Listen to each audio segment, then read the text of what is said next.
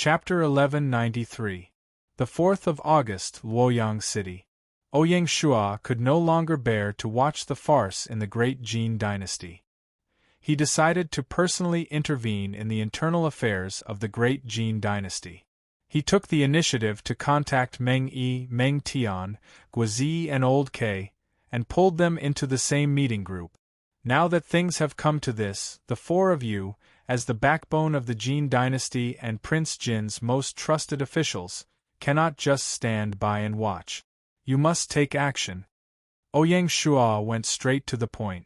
If this drags on, the Jin dynasty will be in danger of being destroyed. Are you worthy of Prince Jin's trust? According to the frontline report, the Zhou dynasty's Imperial Guard was stationed at the outskirts of Luofeng City. They were responsible for monitoring the Jin Imperial Guard in the city. The remaining Danyang Army, Tyrant Army, and Red Blood Army were responsible for encircling the Flame Army. 1 against 3, the Flame Army had no chance of winning. Although Ouyang Shua had ordered Han Xian to lead the Leopard Army north, it needed time. Judging by the current situation, the Flame Army would be finished before the Leopard Army arrived at the battlefield. If that was the case, the Leopard Army's reinforcement would be meaningless. What does Emperor Xia think we should do? Please enlighten us. The one who spoke was Meng Yi. To be honest, they were anxious too. Ouyang Shua looked at the four of them. Then I will say it directly. The only way to stabilize the situation is to let Prince Jin reincarnate. I know that you abide by the rules of a ruler and it is inconvenient for you to do this. But this is a special time, we cannot be restricted by these small details. If Prince Jin blames us in the future, just say that it was my idea. Protecting the safety of the Jin dynasty is the greatest loyalty. Meng Yi looked at Ouyang Shua deeply. As the Prime Minister of the Jin dynasty, he knew some inside information. He knew that the Queen had decided to submit to the Xia dynasty after the war.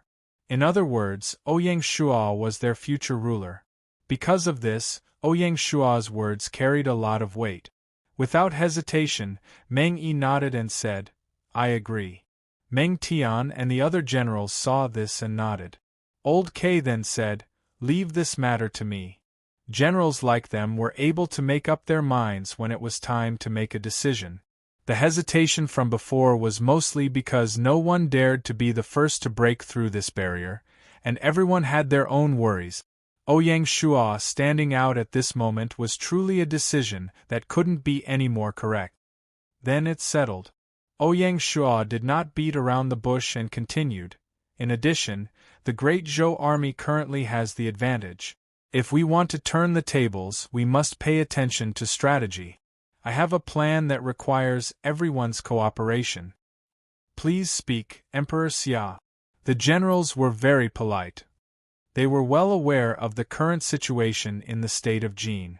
Even if the Queen appeared, she could only stabilize the court at most, but could not turn the tide. If they wanted to crack it, Great Xia had to participate. Since they had a favor to ask, they were naturally polite. Furthermore, Great Xia was famous for its constant victories. The plan that they came up with was naturally appropriate. How could they not try their best to cooperate? Ouyang Shua nodded in satisfaction and briefly explained the new battle plan drawn up by the Grand Council. When the four of them heard this, their eyes lit up and their faces were filled with excitement, especially the two generals, Meng Tian and Guozi. They were very sullen on the battlefield and had been longing for a big battle for a long time. It's settled then. After the call ended, both sides began to move. That afternoon, without Feng Tianlia's knowledge, Old K personally helped Feng Qiuhuang secretly reincarnate. Before this, Old K had explained the entire plan to Feng Qiuhuang in detail. Feng Qiuhuang was poisoned. She could not speak or move, but she could still hear. After lying in bed for 2 days, Feng Qiuhuang was already anxious. She was worried that something had happened to Great Jin, and she was even more worried that something had happened at the front line. Because of her anxiety, even the pain of Qing Luan's betrayal was suppressed. Now that Ouyang Shua had decisively made a move to save her, Feng Qiuhuang felt as if she was a friend in life and death. Between the two of them, even though they were thousands of miles apart, they still had a tacit understanding. In another 24 hours, Feng Qiuhuang would return as the king. At the same time, facing the great Zhou army's pressure, the Blazing Flame army saw that they could not return to Luofeng City. Under the command of their commander, Guozi, they simply led their troops to the north. Seeing this, under the command of Heavenly General Wu Qi, the Blazing Flame army did not hesitate to attack. They had to defeat the Blazing Flame army and get rid of this threat. The flames of war spread to the north of the great Jin dynasty. The Blazing Flame army fought and retreated, fighting bitterly. On the other hand, the great Zhou army's morale was high.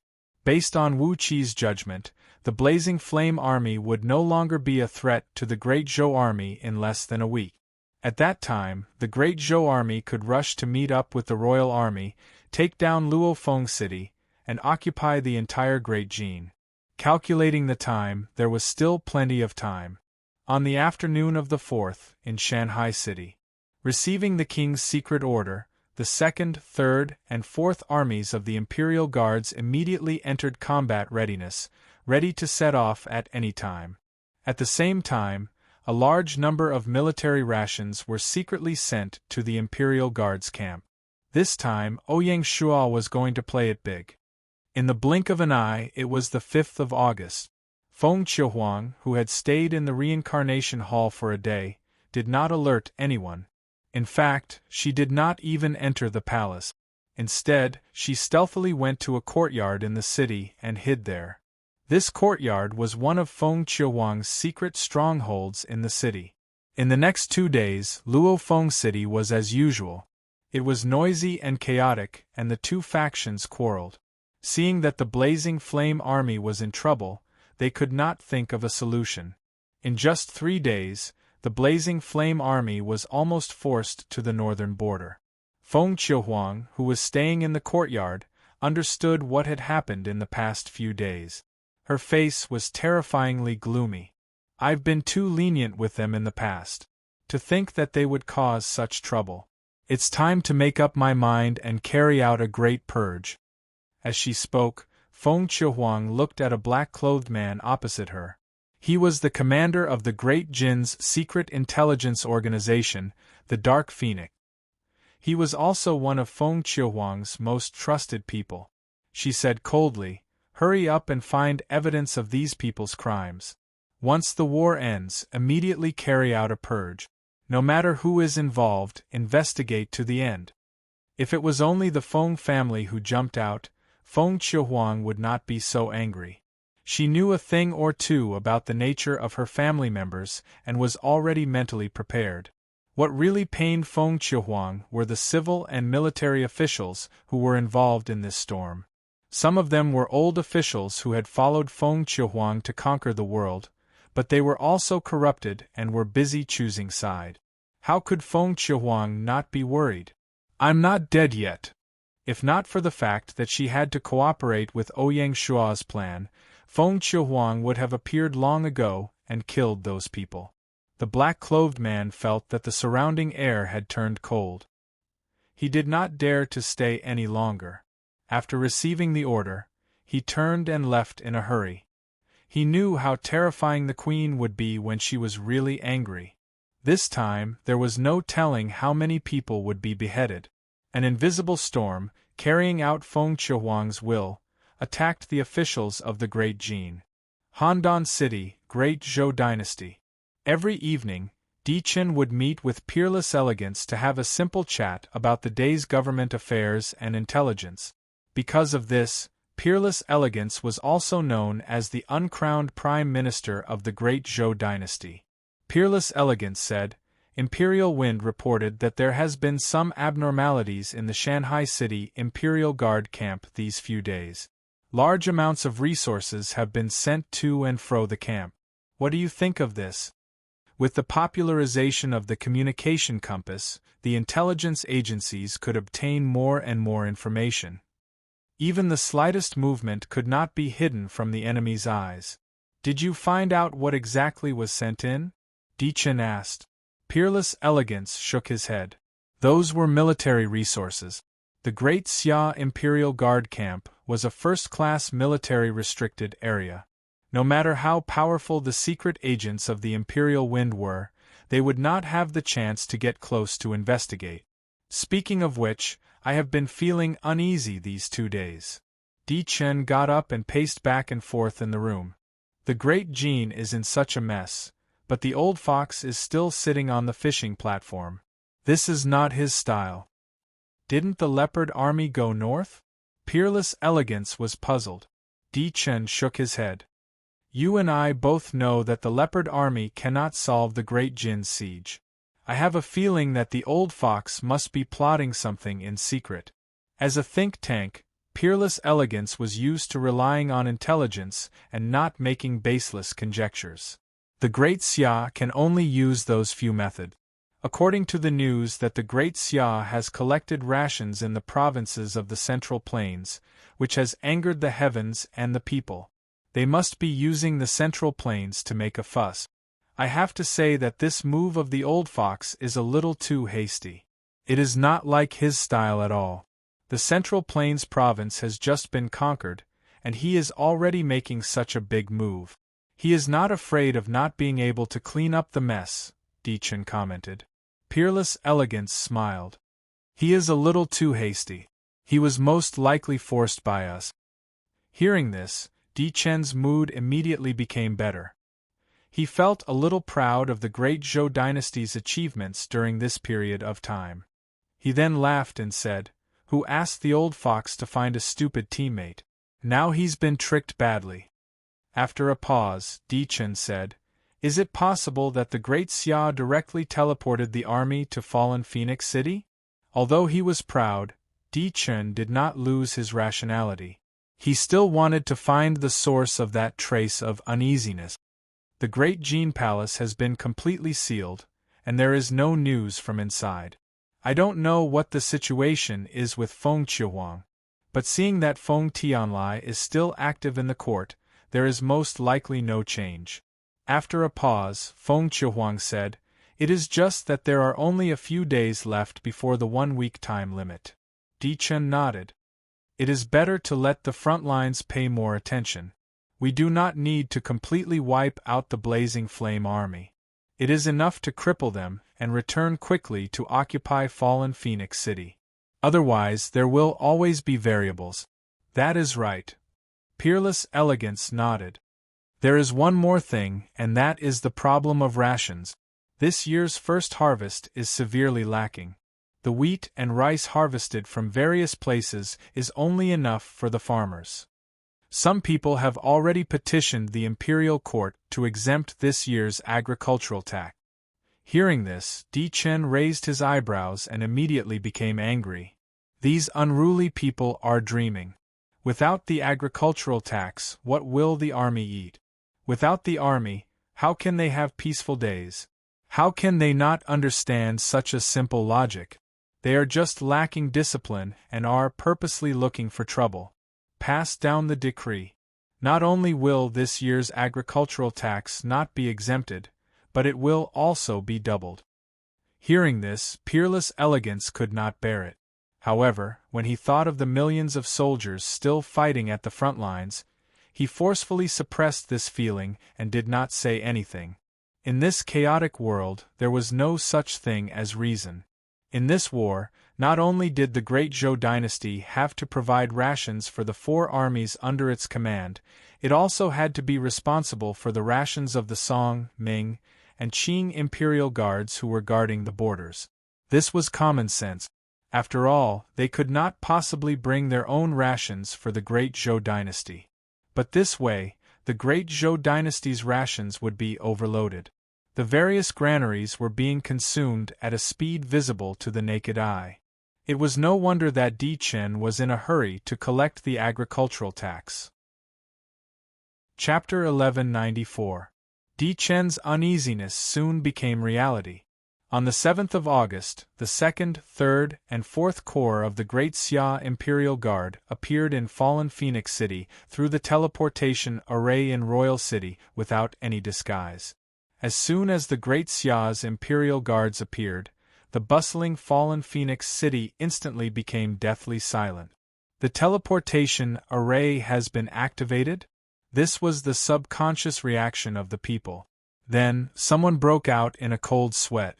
What did the activation of the teleportation array mean? Feng Tianlai had already endured for 5 days. It was obvious that he was waiting for the queen to wake up naturally. It was impossible for the teleportation array to be activated now. Apart from Feng Tianlai, the only one who had the authority to activate the teleportation array was the queen herself.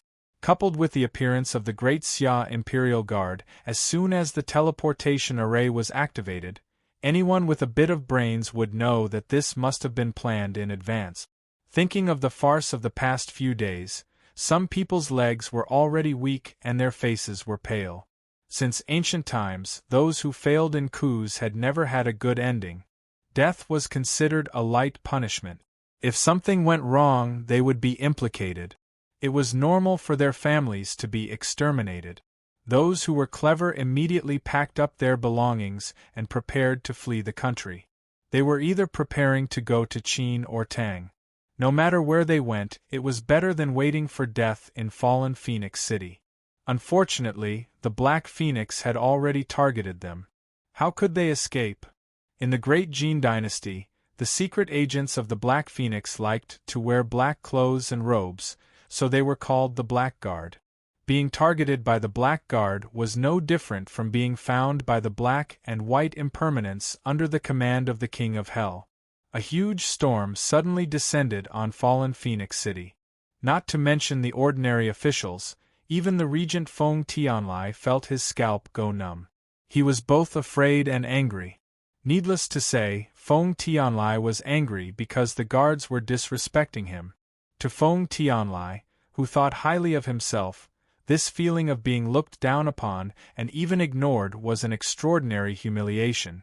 Needless to say, Feng Qiuhuang's sudden appearance must have been Ran Min's doing. In the past 2 days, Feng Tianlai had been wondering why the palace guards were guarding Feng Qiuhuang's palace so tightly that even he couldn't enter. Perhaps Feng Qiuhuang had already reincarnated and had been watching them in the dark, silently watching them perform on the stage. Is she playing us like monkeys? Feng Tianlai was dissatisfied. Seeing this, one of the elders understood. She's not playing a monkey, she's luring the snake out of its hole. This is great, I don't have to go through them one by one. Now that everyone has jumped out, I can catch them all in one go. Feng Tianlia's face was ashen. Although Feng Tianlai was grumbling, when Feng Qiuhuang appeared and looked at him coldly, Feng Tianlai lost all his temper. He licked his lips and said, "Little sister, you are finally doing well. Without you, the Great Jin Dynasty would not be able to survive." Following that, he defended himself. "My subordinates are insensible and are making a ruckus. I didn't participate in it. I'm just trying my best to maintain the court situation and wait for you to wake up. I'll help you guard the Great Jin Dynasty." As he spoke, Feng Tianlai had completely distanced himself from the matter. It would be a lie to say that Feng Tianlai wasn't moved at all when the royal family was at its peak. Fortunately, he had some self-awareness. He knew that the game was different from reality. Players had immortal bodies. The so-called coup d'état was impossible. If this was the Hope Planet, Feng Tianlai would definitely not be able to hold himself back and sit on the dragon throne. Feng Qiuhuang glanced at Feng Tianlai and slowly said, "Very good." After saying that, he no longer paid any attention to Feng Tianlai and entered the main hall under the escort of the royalist civil and military officials. Hearing that, Feng Tianlai was stunned on the spot. He carefully pondered over Feng Qiuhuang's words. "Very good? What do you mean? Are you satisfied or dissatisfied?" For a moment, he was in a daze. Feng Qiuhuang naturally could not be bothered with Feng Tianlai. After appearing, she swiftly took down a group of sinners and ordered the Internal Affairs Department to arrest them and put them on trial. This was undoubtedly very uplifting and boosted morale. the chaotic fallen Phoenix City immediately returned to normal. Following that, Feng Qiuhuang announced that they would cooperate with the Great Xia to resist the invasion of the Great Zhou dynasty. We won't give up an inch of land. We will fight to the death. Such a declaration, coupled with the appearance of the Great Xia Imperial Army, was rather impressive. For a moment, fallen Phoenix City was filled with thunderous cheers, celebrating the return of the Queen and regaining confidence in the imperial court. For the past few days, the citizens of the Great Jin dynasty had been suffering day and night. They were afraid that they would wake up as citizens of a perished nation. Of course, this was just a facade. The cruelty of reality was far beyond the citizens' imagination. Imperial Palace, Imperial Study. Feng Qiuhuang summoned Meng Yi and Meng Tian. The commander of the Great Xia Imperial Army, Hua Tsubing, was also present. Feng Qiuhuang, who had returned to the Imperial Study, did not have the confidence he had in the meeting hall. He could not hide his exhaustion.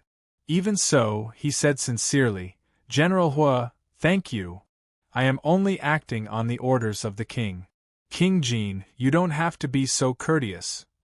The Imperial Army is at your disposal."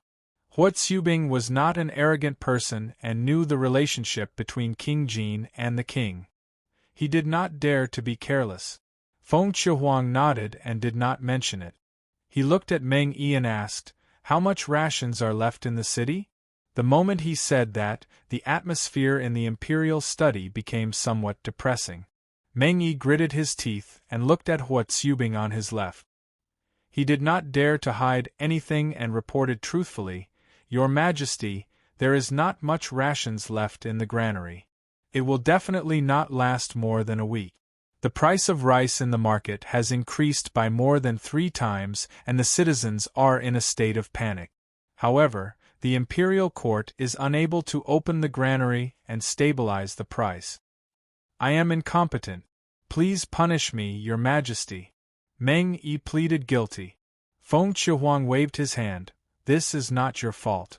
When can this season's agricultural tax be collected? I know that there is a shortage of rations, but it can't be that there is not a single grain, right?" Meng Yi's expression turned even uglier and he was extremely ashamed. "I'm afraid we won't be able to collect the rations." "Why?" "Currently, other than a few counties in the north and west, the rest of the counties are basically in the flames of war. Especially in the east, they have all fallen and become the Great Zhou's territory. The Great Zhou army is like a pack of hungry wolves. They drove the citizens to harvest rations and then looted all the rations to use as army rations. There are already refugees in the counties that have been severely affected. How can we still hand over the rations?" Feng Qiuhuang was silent with a pained expression. He said bitterly, "Natural disasters are coming one after another. The citizens have no way to live and are starving. This is my fault." "Your Majesty." Seeing this, Meng Yi and Meng Tian bowed and pleaded guilty. Hua Tsubing, who was at the side, saw this and was filled with emotions. Seeing that there was going to be a scene of the emperor and his ministers blaming each other, he stood up and said, "In my opinion, we should discuss how to carry out the plan." Feng Qiuhuang was a woman after all. Seeing the citizens in distress, it was not easy for her to control her emotions. Only when Hua Tsubing reminded her did she regain her composure and asked, "General, do you have a good plan? You don't have to worry too much about the rations." Hua Tsubing immediately released an Easter egg. The Great Xia Imperial Guard Army has brought along a large amount of rations and they are self-sufficient. The rations of the Baotao Army are also managed by the Governor's Office of the Central Plains Province. There is no need for the Great Jin to worry. This, Meng Yi and Meng Tian looked at each other and saw the surprise in each other's eyes. When Emperor Xia discussed the battle plan with them, he did not mention about the rations. Obviously, Emperor Xia was taking care of their reputation. Or perhaps in Emperor Xia's eyes, this matter was not worth mentioning and there was no need to specially point it out. The fact was indeed so. Perhaps the entire wilderness was worried about the rations, but this did not include the Great Xia. The large purchase at the beginning of the year allowed the Great Xia to have sufficient rations. The newly cultivated 200 million mu of farmland also made up for the poor harvest to a certain extent.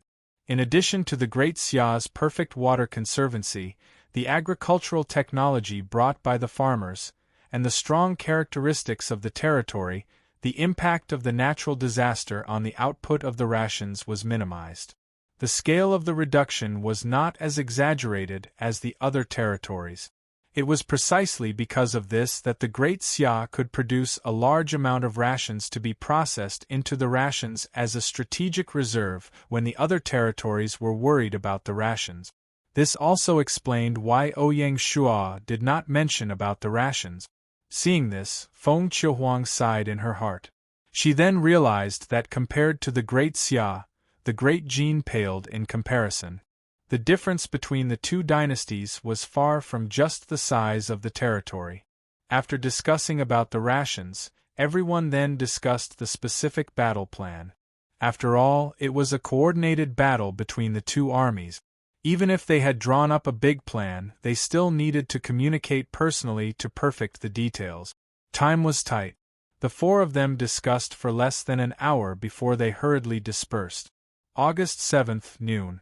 Under the fervent gazes of the citizens, the Great Xia Imperial Guards, who had just appeared in Luofeng City not long ago, marched out of the city. Following the Great Xia Imperial Guards was the Great Jin Imperial Guards led by Meng Tian. The entire Luofeng City was left with the 5,000 guards led by Ranmin. That's great, we're finally saved. The logic of the citizens was simple. Before this, the army was holed up in the city because they were afraid of the enemy. Now that they had taken the initiative to attack, they naturally had a chance of winning. Although the logic was simple, it was very reasonable. The news that the Great Xia Imperial Guards had appeared in fallen Phoenix City quickly spread throughout the wilderness, and everyone knew about it. Therefore, the moment the Imperial Guards left the city, they were seen by the scouts stationed near the city and reported to the headquarters. The commander of the Great Zhou Imperial Guards, Lian Po, received the report and did not dare to make the decision on his own. He immediately asked Di Chen whether to fight or retreat. If they fought, the Imperial Guards did not have a high chance of winning. If they retreated, it would be complicated. Chapter 1195. Handan City, Great Zhou Dynasty. Although Di Chen didn't flare up after receiving Lian Po's request, he was still unhappy. Old Lian Po is getting more and more timid. He's already so scared after being defeated by the Great Xia army a few times. 3 Great Xia Imperial Guards and 4 Great Jin Imperial Guards left the city. Compared to the Great Zhou Imperial Guards, they didn't have an overwhelming advantage in terms of military strength. Even if we can't defeat them, we should be able to delay them. The strategy of the Great Zhou dynasty was very clear. As long as the Great Zhou Imperial Guards could delay the enemy for 3 to 4 days, the rest of the Great Zhou army could annihilate the Blazing Flame army and return. Tell Lian Po to defend for 4 days or I'll cut his head off. Di Chen ordered. Yes, sir. In the outskirts of Luofeng City, in the camp of the Imperial Guards. Upon receiving the military order, Lian Po was immediately mobilized to check the defense line and the camp. Like Shanghai City, Luofeng City was located in a small basin. There was only one entrance connected to the outside world. The entrance was 2.5 miles long and was shaped like a trumpet. It got narrower the further in one went. The Great Zhou Imperial Guards were guarding this entrance in an attempt to lock down Luofeng City. Lian Po was an experienced veteran and was known for his defense. It would be very difficult for the Great Xia and Great Jin coalition to break through Lian Po's defense line in a short period of time. This was also the source of Di Chen's confidence. He didn't believe that the Great Xia Imperial Guards were omnipotent and could break through such a steel defense line. The only advantage for the coalition was that the Phoenix Castle, built by Great Jin, was at the narrowest point of the entrance. Because it was easy to defend and difficult to attack, it hadn't been conquered by the great Zhou army yet. Otherwise, they wouldn't be able to fight this war. At 2 in the afternoon, the coalition troops entered Phoenix Castle and made their final preparations before the war. As a military fortress, it was also the last line of defense for the capital city. There was no doubt that the Phoenix Castle was strong. Even the powerful Great Zhou imperial army could not defeat the Phoenix Castle in a short period of time. There was a tall tower outside Phoenix Castle. It was the tallest building in the fortress and also the observation tower. One could see the entire trumpet opening at a glance. The two generals, Hua Tsubing and Meng Tian, were led to the highest point of the tower by the commander of Phoenix Castle. In history, after the Qin kingdom unified China, Meng Tian led 300,000 troops to attack the Xiongnu in the north and recovered the Hunan region. He led the army to build the Great Wall of China and the 9 Prefectures Highway, overcoming the predicament of traffic congestion in the country. Hua Tsubing was also famous for fighting against the Xiongnu.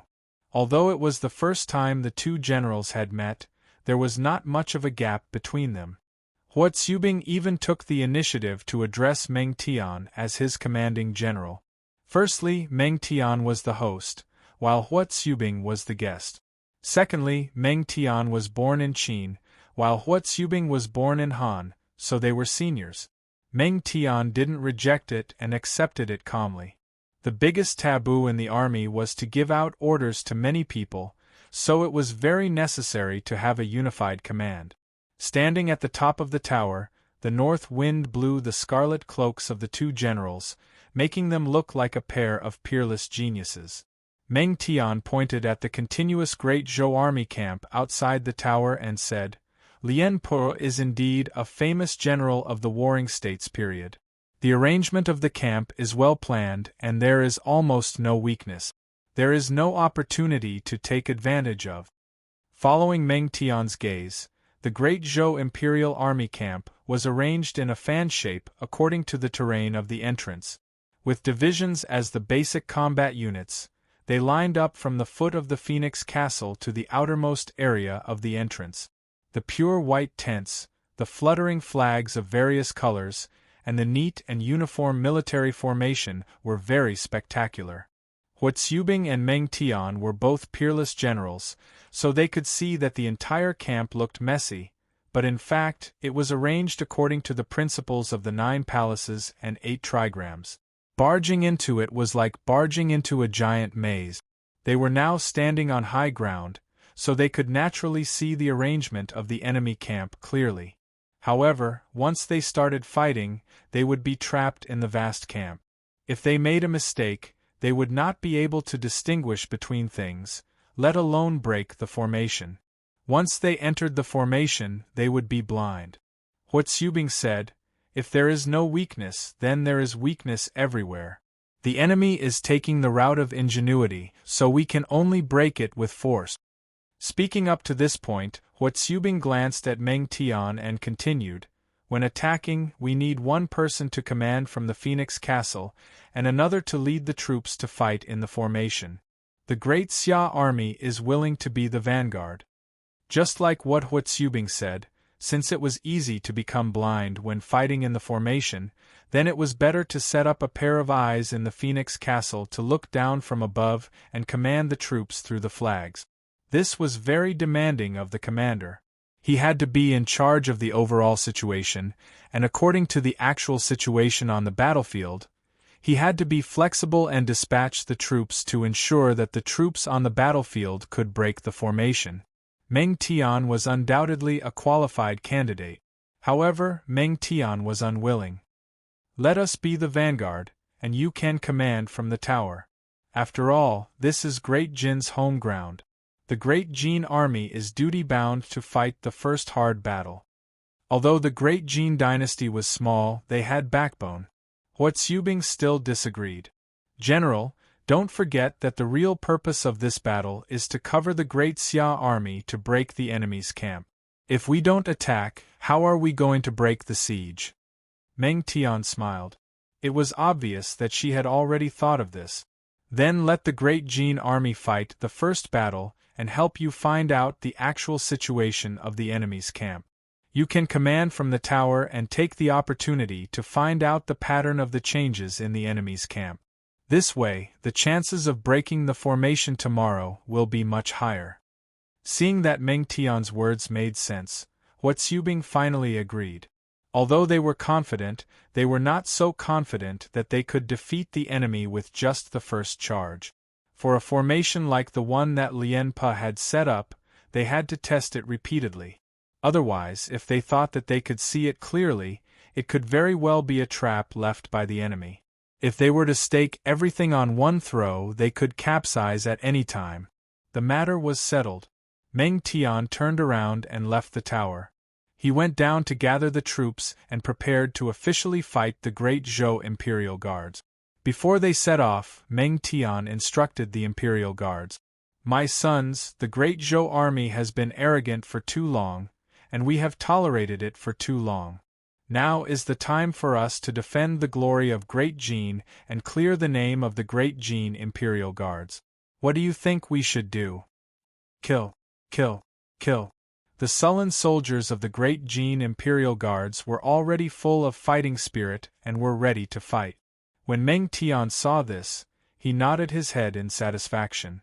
Just now, he argued with Huatsubing to start the first battle not only to try to break the enemy's formation, but also to boost the morale of the troops. The Great Jin Imperial Guards needed a hearty battle to prove themselves. "Let's go." Meng Tian took the lead and led the troops out of the gate of the Phoenix Castle towards the enemy's formation. Troops after troops of armored cavalry rushed out of the gate, stirring up a cloud of dust. Behind the cavalry was the running infantrymen. They rushed out of the gate of the Phoenix Castle and stepped into the battlefield. Because it was a probing attack, Meng Tian did not send out the entire army. He only sent out the first army. Even so, the cloud of dust stirred up by the 70,000 troops covered the sky. Like a tornado, they rushed towards the camp of the Great Zhou Imperial Guards, intending to devour the enemy. The Great Zhou Imperial Guards did not show any weakness. The previously calm camp was like a drop of water falling into a pot of boiling oil. Suddenly, troops of soldiers appeared from all over the camp, ready to drown the enemy that broke into the camp. Huatsubing, who was at the top of the tower of the Phoenix Castle, saw this and his eyes narrowed. The formation that Lien Pa set up was indeed impressive.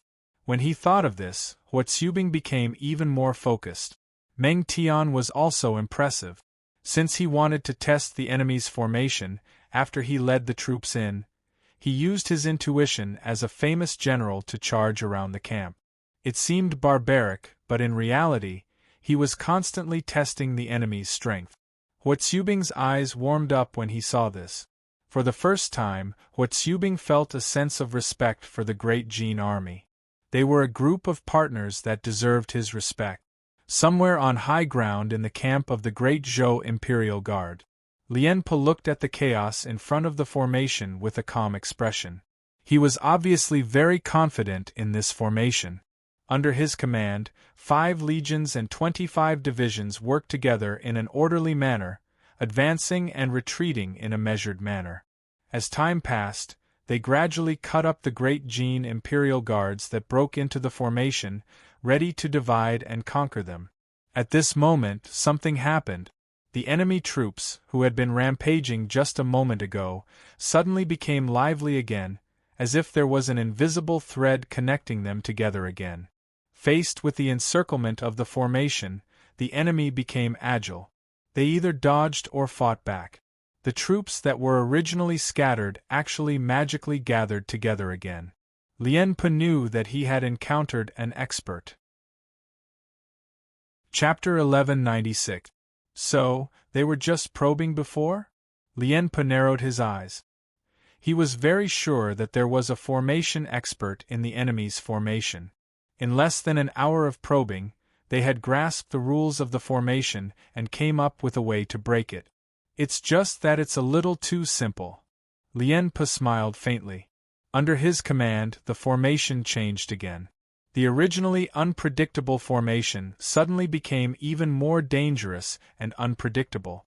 The various changes were dazzling, not to mention the Imperial Guards of the state of Jin who were in the formation. The great Jin Imperial Guards that had just gathered suffered another heavy blow.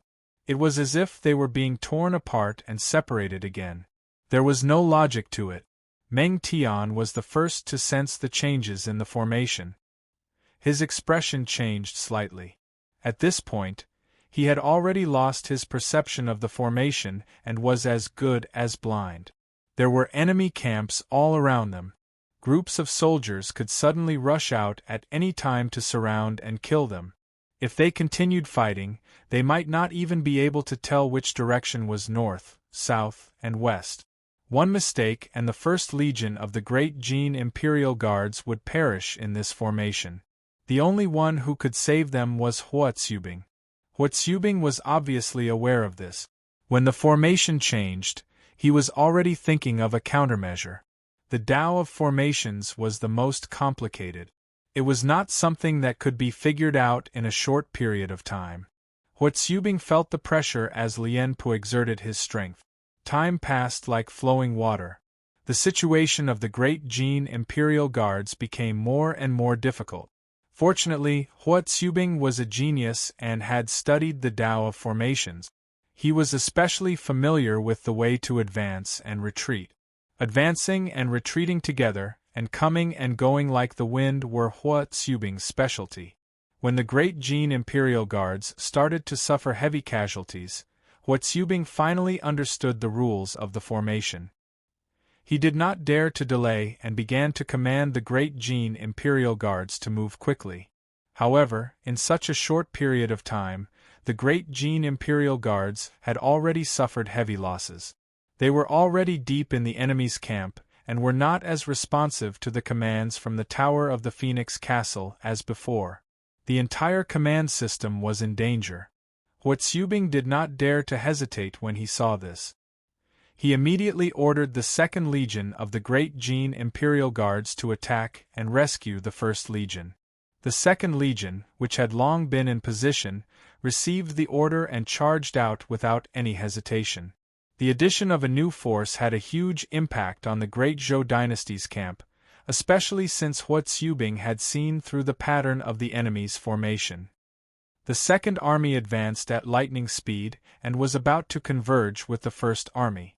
Lien Po, who was watching from afar, couldn't help but break out in a cold sweat. He didn't expect the enemy's commander to be so skilled and be able to solve the mystery of the formation so quickly. Lien Po had probably forgotten that there was a kind of genius in this world called the Heavenly Prodigy. There was no logic to it. However, Lien Po wasn't someone who would give up easily. There were a total of 108 variations of this formation, so it wasn't something that could be easily seen through. Since the enemy did not give up, Lien Po would naturally accompany them to the end. Both sides revolved around changing and breaking formations, starting a life-and-death battle. Lien Po and Huotsubing were like two peerless experts. Although they could not see each other, they used the battlefield as a medium. One of them kept attacking while the other countered. They were locked in battle. If a military disciple who knew about formations were to see this, their eyes would definitely light up. Such an exciting formation battle might not even happen once in a lifetime. As time passed, Huotsubing sent out the Great Jin Imperial Guard's Third and Fourth Army. They completely turned the Great Zhou dynasty's camp upside down. The 600,000-strong army was in a mess. Huotsubing was a firm believer in using force to overcome trick. No matter what kind of changes you had, in the face of absolute power, all tricks were like paper tigers that couldn't withstand a single blow. The battle between the two armies seemed chaotic, but it was actually filled with hidden killing intent. All of the Imperial Guards of the state of Jin were holding their breaths, and their morale was high. Meng Tian was commanding from within the formation, and the four armies were united. Outside the formation, there was a genius like Huotsubing who was commanding. There was a time when Lien Po thought that the formation he had painstakingly set up was going to be broken by the enemy. Fortunately, the Great Zhou Imperial Guard was not made of paper. Even in the entire Huaxia region, they were still top-notch elite. Moreover, they had the geographical advantage. Lien Po wasn't really blind and was still as experienced as ever. Even though he was flustered by the enemy, he still managed to resist and defend this wave of attacks with great difficulty. When the sun set, Hua Tsubing finally gave the order to retreat. This was Hua Tsubing. He did things without any hesitation.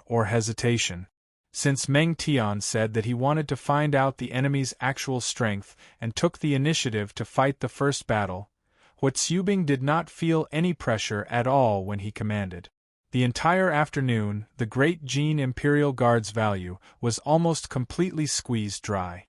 Even someone as brave as Meng Tian was exhausted after the battle. He finally had a clear understanding of Hua Tsubing's style of doing things. This was a person who did not hold back when he spoke and did not know what it meant to be polite.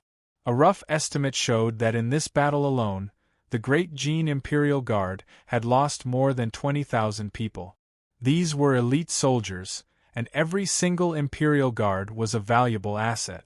Moreover, 20,000 of them had died in one battle. Anyone would feel heartache if they were placed in his shoes. The Great Jin Imperial Guard had never suffered such a heavy loss before. Riding on the blood-stained black warhorse, Meng Tian looked around at the tired but high-spirited men. Meng Tian suddenly smiled. This battle was really satisfying. No matter how big the sacrifice, it's always worth it, Meng Tian thought.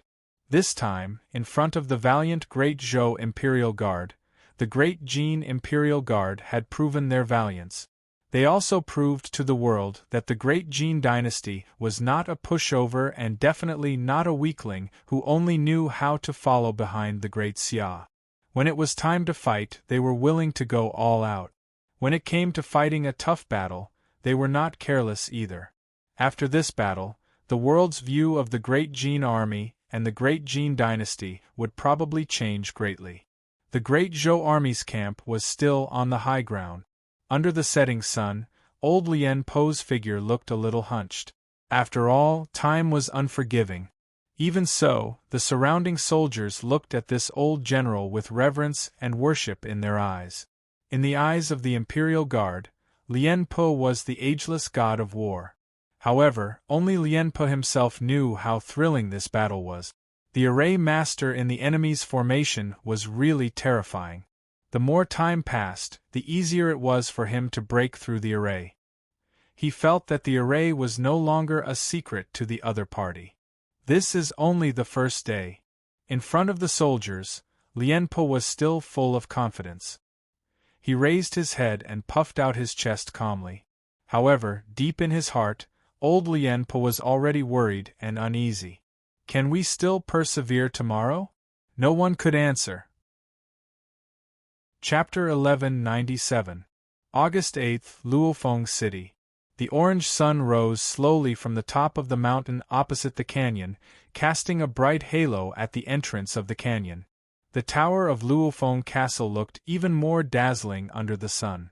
With their backs facing the sun, Hua Tsubing and Meng Tian stood side by side again. Last night, the two of them had been talking until late into the night, combining their experiences inside and outside the array to complement each other. They had almost solved the array that Lien Po had set up.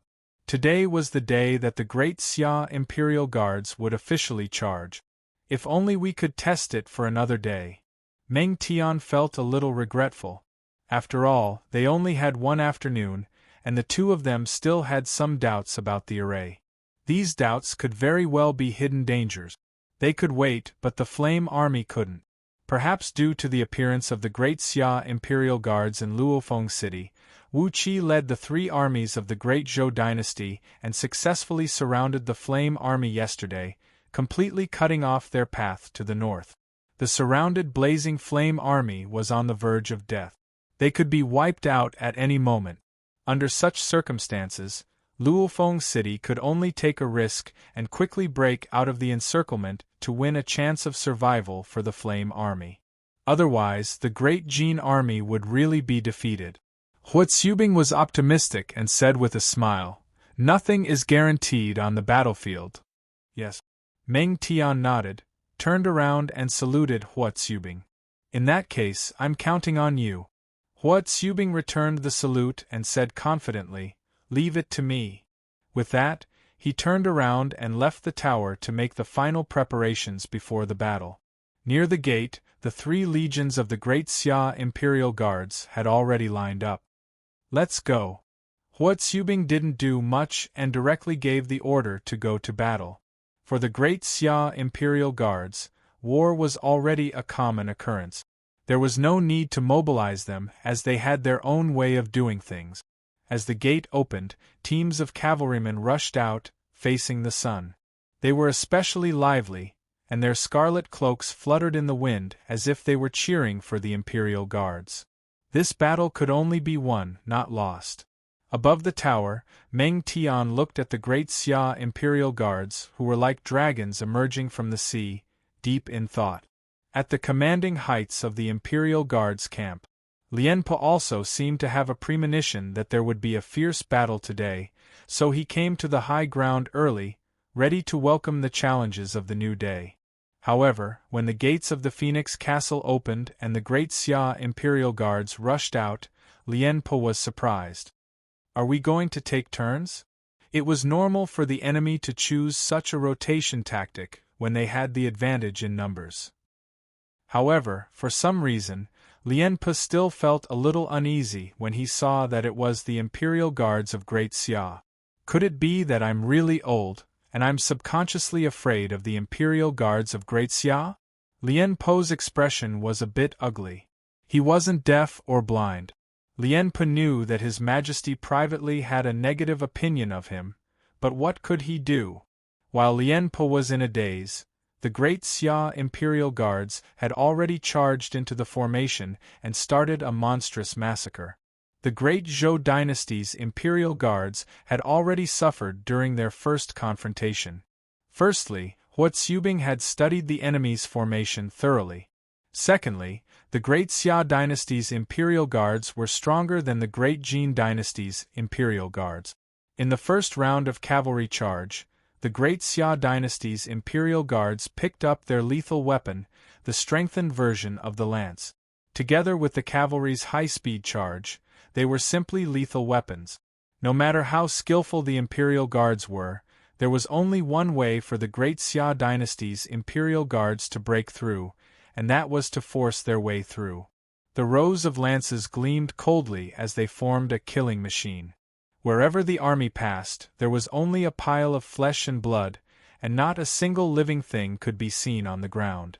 The Imperial Guards in the front row didn't even have the time to let out their last cry before they were crushed by the rolling torrent. They couldn't even cause a ripple. Huatsubing wasn't just saying that he wanted to use force to break through the enemy's formation. The 3 legions of the Great Xia dynasty's Imperial Guards were like 3 sharp blades that formed a trident that stabbed into the enemy's abdomen. Under Meng Tian's command, they advanced triumphantly. Trap? Useless. Human wall? Even more useless. Encirclement? They couldn't do it. The Great Xia dynasty's Imperial Guards were like a group of ferocious beasts, or rather, like a beast tide that appeared in the wilderness. They charged in with a rumbling sound, not caring about anyone's feelings or fear of death. Compared to the Great Jin dynasty's Imperial Guards, the Great Xia dynasty's Imperial Guards were much more bloodthirsty and brutal. Perhaps this was also a form of war aesthetic. Violent aesthetics. Faced with such brutal Great Xia dynasty's Imperial Guards, the Great Zhou dynasty's Imperial Guards were clearly unprepared. The battle yesterday had already tortured them badly and caused them to suffer heavy casualties. It wasn't easy for them to rest for a night, and before they could fully recover their vitality, they had to face a more severe challenge. Some of the soldiers had already recognized that the enemy was the famous Imperial Guards of Great Xia. The imperial guards of Great Zhou were no strangers to the Great Xia dynasty's imperial guards. It could even be said that they were the troops that fought against the Great Xia dynasty's imperial guards the most in the wilderness. In every battle, the two troops would have to fight once. In the end, the imperial guards were defeated every time, and even their commander, Lian Po, was traumatized, let alone the imperial guards who were beaten black and blue by the Great Xia dynasty's imperial guards. The fear of the royal guards immediately showed on the battlefield where life and death was at stake. Coupled with the tide-like attacks of the Great Xia dynasty's imperial guards, the line of the imperial guards began to loosen up. The coordination between the divisions was also not as smooth as when they faced the Great Jin dynasty's imperial guards. The entire formation began to slow down. Meng Tian, who was in the tower of the Phoenix Castle, saw this and didn't have time to lament. She immediately seized this rare opportunity to lead the Great Xia dynasty's imperial guards to launch an even more violent attack on the enemy's position. Every time, they would attack the enemy's key point. The imperial guard's position was a hole, and in order to operate, it relied on 9 key points. 9 of the most elite and valiant divisions of the imperial army were deployed here. The Great Xia dynasty's imperial guards loved to bite off tough bones.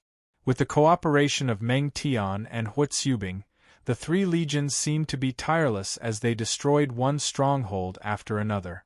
Every stronghold that was destroyed would paralyze the imperial guard's position. By the time the 4th stronghold was destroyed, the position could no longer be connected. Lian Po, who was on the high ground, became more and more powerless. The situation of the battle had begun to get out of his control, and the entire position was in a mess. His command was also seriously disrupted. The only thing he could rely on was the imperial guards themselves. In other words, with the formation paralyzed, the Great Xia dynasty's imperial guards and the Great Zhou dynasty's imperial guards were on the same starting line, and they were competing with their own strength. On this point, no army in the world could challenge the Great Xia dynasty's imperial guard. In the process of invading the Great Jin dynasty, the imperial guards had already lost a portion of their soldiers. In the battle yesterday, tens of thousands of people had died under the swords of the Great Jin dynasty's imperial guards. The total number of soldiers they had was not much of an advantage compared to the Great Xia dynasty's imperial guards. In a battle of equal strength, the Great Xia dynasty's imperial guards had never lost. How dare a loser speak so boldly? Under Hua Tsubing's command, the 3 fierce generals, Ma Chao, Lu Bu, and Yi Lai, each led a division and started a monstrous massacre in the enemy's formation. They were like giant beasts in human form. The 3 of them were top-notch generals. After Gaia's update, their martial arts skills had skyrocketed. Their weapons and armors were all reforged by the generation's grandmaster, O Yezi, and were comparable to divine weapons. Apart from Yi Lai, who was still riding the Rakshasa, Ma Chao and Lu Bu had even changed their mounts. After their equipment was upgraded, the 3 of them had terrifying destructive power in the battle formation. Every time there was an obstacle at the front line, the 3 generals would personally lead the troops to charge, and no one could stop them. In battle, they were like nuclear warheads. This battle was earth-shattering, the sun and moon changed color, and blood flowed like a river. The blood and murderous aura that condensed in the sky above the battlefield were mixed together, rising up and down. The color was so bright that it was frightening, as though it was bone-chilling. After this battle, the Great Zhou dynasty's imperial guards would probably be trampled into the mud, never to rise again. On the high ground, Lian Po could no longer maintain his composure. He resisted the temptation to retreat and gave a death order, passed the order to all divisions, gather together, form a camp, and defend against the enemy's attack. Yes, sir. Among the 3 legions of the Great Xia dynasty's imperial guards, other than the 4th legion which had a group of infantry, the rest were all elite cavalry.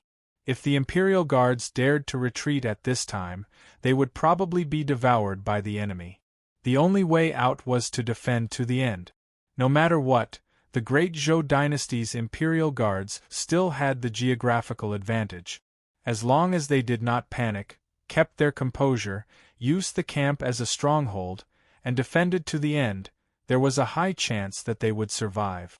Old Lien Po once again displayed his rich combat experience. Unfortunately, Lien Po misjudged the enemy's intentions. In his opinion, the enemy naturally wanted to annihilate the imperial guards before rescuing the Blazing Flame army. If it was just the Great Xia dynasty's imperial guards that broke out of the encirclement, they would not be able to change the situation in the north.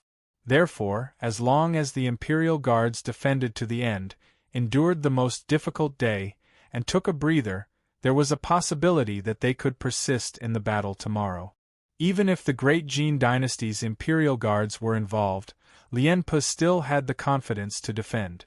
At the very least, they could delay for another half a day.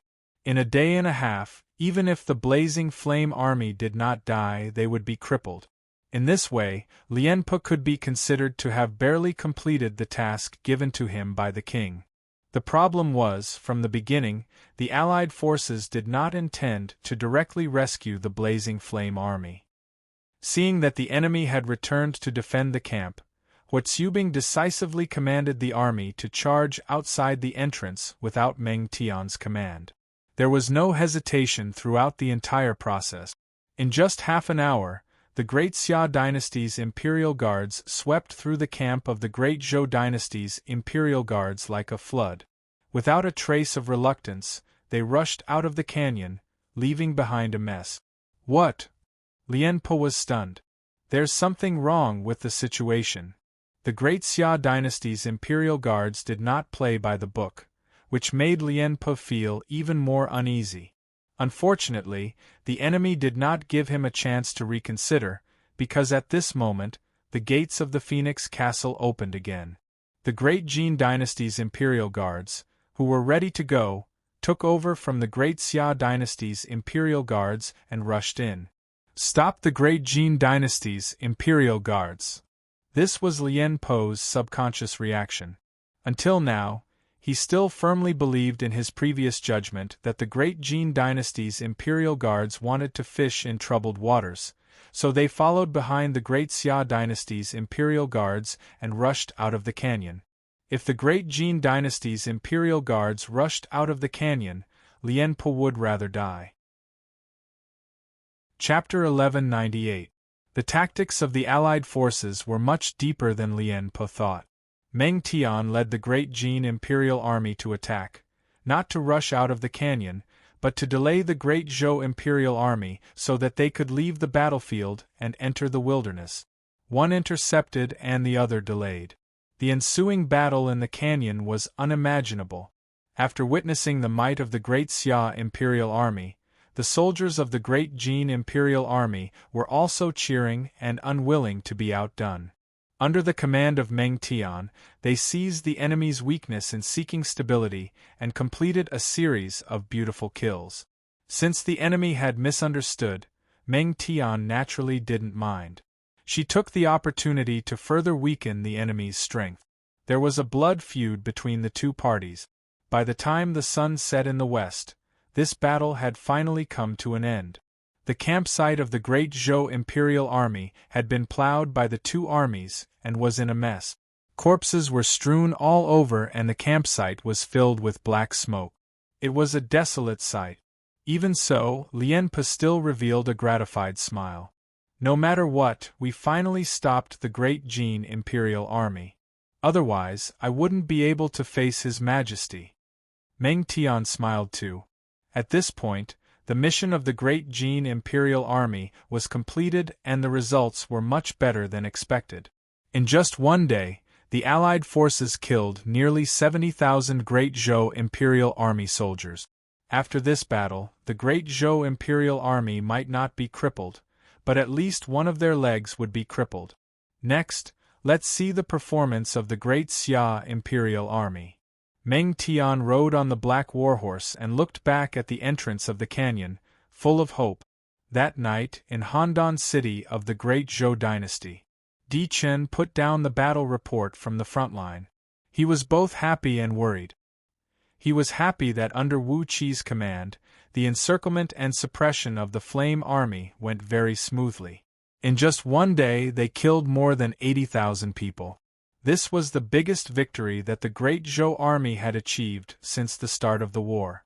If nothing went wrong, the victory tomorrow would continue to increase. Without the blazing Flame Army, the mainstay, even if the Great Jin dynasty was lucky enough to survive this calamity, it would be a toothless tiger that could no longer jump around. The Great Zhou dynasty could deal with the Great Jin dynasty at any time. Of course, Di Chen still hoped to end the battle in one go. He was worried about the Battle of Phoenix Castle. In just 2 days, the royal guards led by Lian Po were beaten black and blue, and the imperial guards of Great Xia broke out of the encirclement and became an uncertain factor on the battlefield. The royal army was under Di Chen's direct command, and was the most important weight for him to maintain his rule. Now that he had lost so many soldiers, how could Di Chen not feel distressed? In view of this, Di Chen even gave Wu Qi a military order, asking him to capture as many Flame Army soldiers as possible, in order to make up for the losses of the royal army.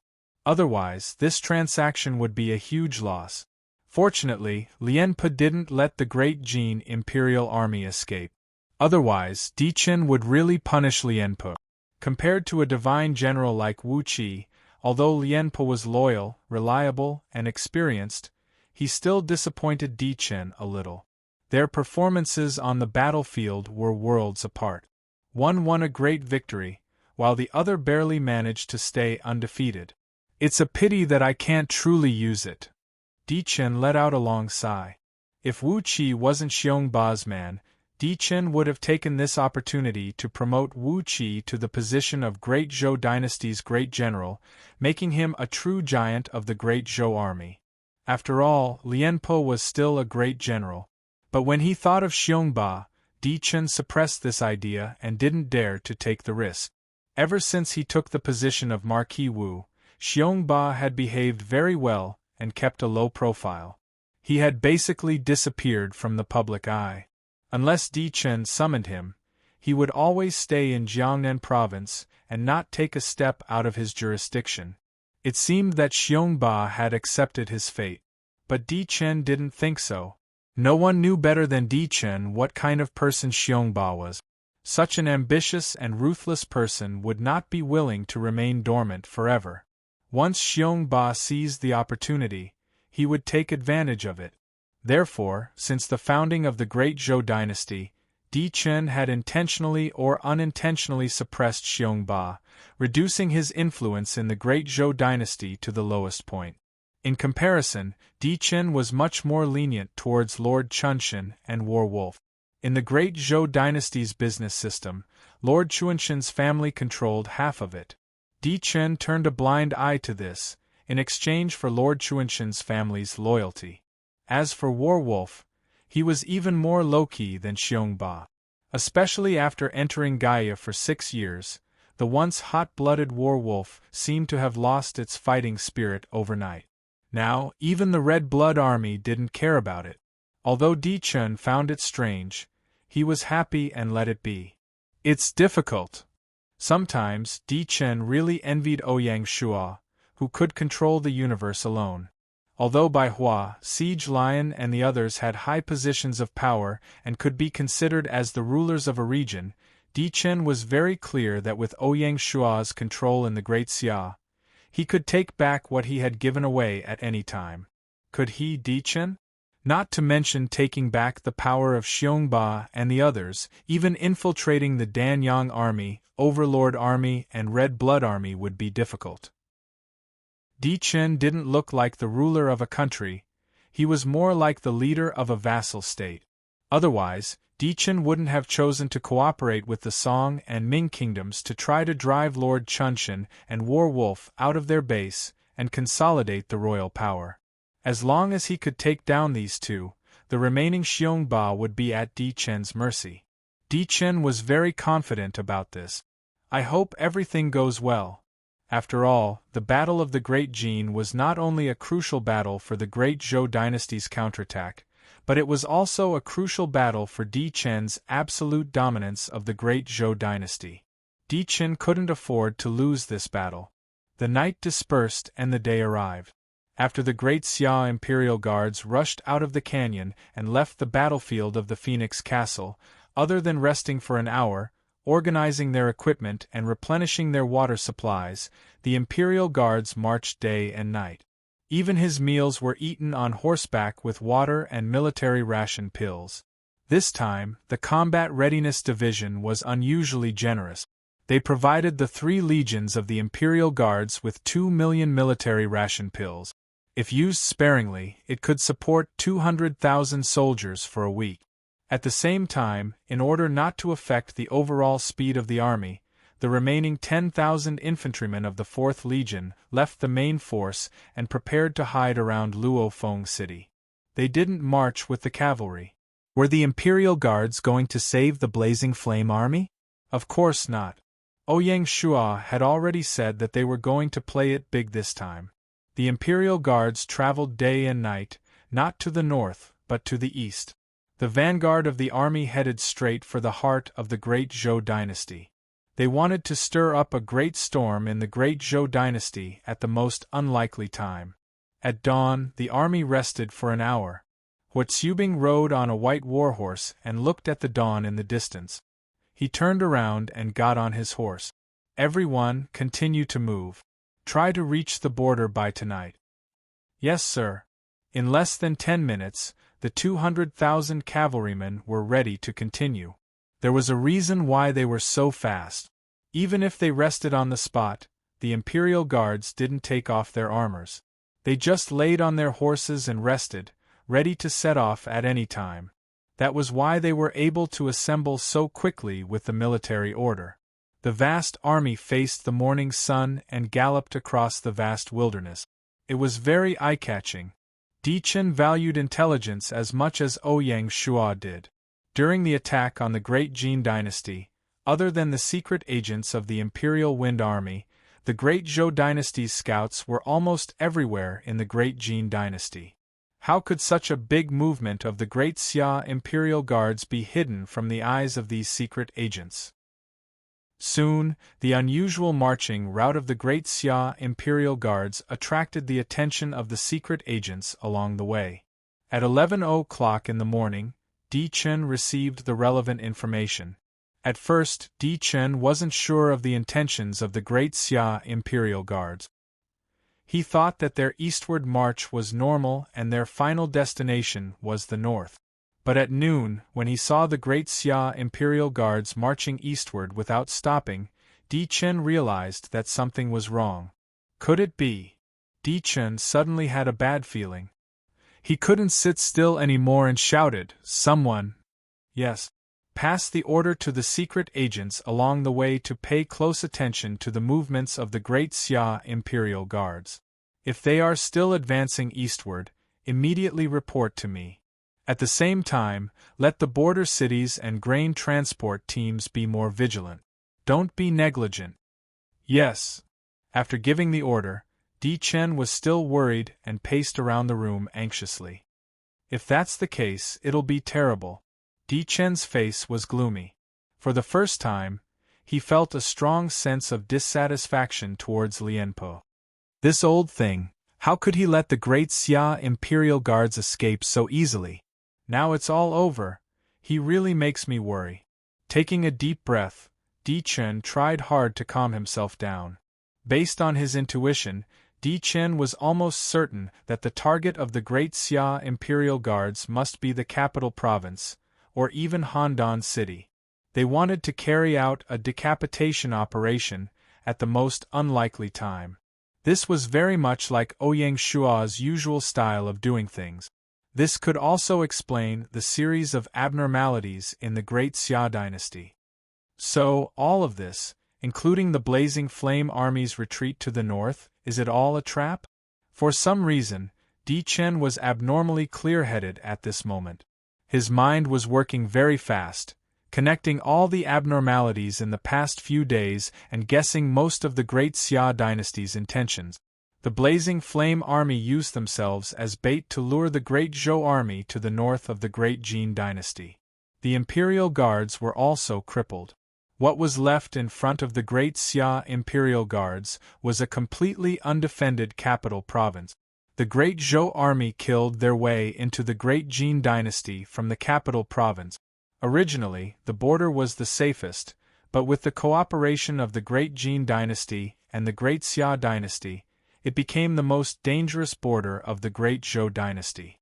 This time, Di Chen was completely flustered. Not just the capital province, in the entire Great Zhou dynasty, other than the Song, Ming and Qing imperial guards, the Great Zhou dynasty only had troops to guard the monster nests and a few local garrisons. With just these people, how could they stop the Great Xia imperial guards? No, I can't just sit here and wait for death. I can't lose. There must be a way. Di Chen's eyes were bloodshot. He paced around the room like a drowning madman, trying to find the last straw to clutch at. Chapter 1199. On the evening of the 9th of August, Great Xia's 200,000 imperial cavalry appeared at the border of the Great Zhou dynasty's capital province, causing an uproar. The Battle of Great Jin was the prelude to the war in the Central Plains. It was the pinnacle of China's struggle for hegemony, and it was the key battle that determined China's hegemony. Not only China's players, but players from all over the world were paying attention to this battle. Great Xia and the Six Nation Alliance fought a battle of wits and courage around the Great Jin dynasty, giving the players an exciting epic battle. As of the 8th of August, the Six Nation Alliance, led by Great Zhou, still had the upper hand. The capital was still standing, but Great Jin was on the verge of extinction. The Silver Hand was elated, cheering for such a hard-won victory. Even the Azure Emblem heaved a sigh of relief, not wishing for Great Xia to really unify China. But in just one day, the situation of the war took a turn for the worse, leaving everyone dumbfounded. The panicking Di Chen ordered the borders to prepare for war, and ordered Wu Qi to return to provide reinforcements. At the same time, he had other ideas, such as finding reinforcements to protect Handan City. That night, no one slept in Handan City. The next morning, the well-rested Great Xia Imperial Army officially entered the Great Zhou territory. Their first target was the grain transfer station set up by the Great Zhou at the border, Pingshan City. Most of the Great Zhou's grain and supplies transported to the front lines were transshipped through this city. It was the main logistics base of the Great Zhou army. Since it was a logistics base, it was impossible for there to be no soldiers stationed there. In fact, even at the most stalemate at the front lines, there were 50,000 troops stationed in Pingshan City. Now there was an entire army guarding Pingshan City. The Great Xia Imperial Army was composed entirely of cavalry. Could they break through this city? At least the defending general of the Great Zhou army thought that it was impossible. Pingshan City was not a big city, nor did it have a moat, but it had a 5-meter-high wall. The Great Xia Imperial Army had neither infantry nor siege weapons, so how could they break through the city? Even if the Great Xia Imperial Army wanted to imitate the Mongolian cavalry's White Terror psychological warfare, it was too hasty. To put it bluntly, Pingshan City contained more than 80% of the Great Zhou army's rations. The safety of this city was directly related to the success or failure of the Great Jin War. Even if the Imperial Guards of Great Xia slaughtered all the commoners in the surrounding villages, Pingshan City would never surrender.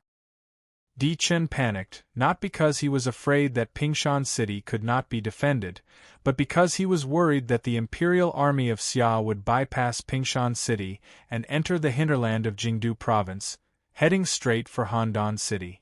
If that was the case, the garrison of Flat Mountain City wouldn't dare to come out of the city to intercept them.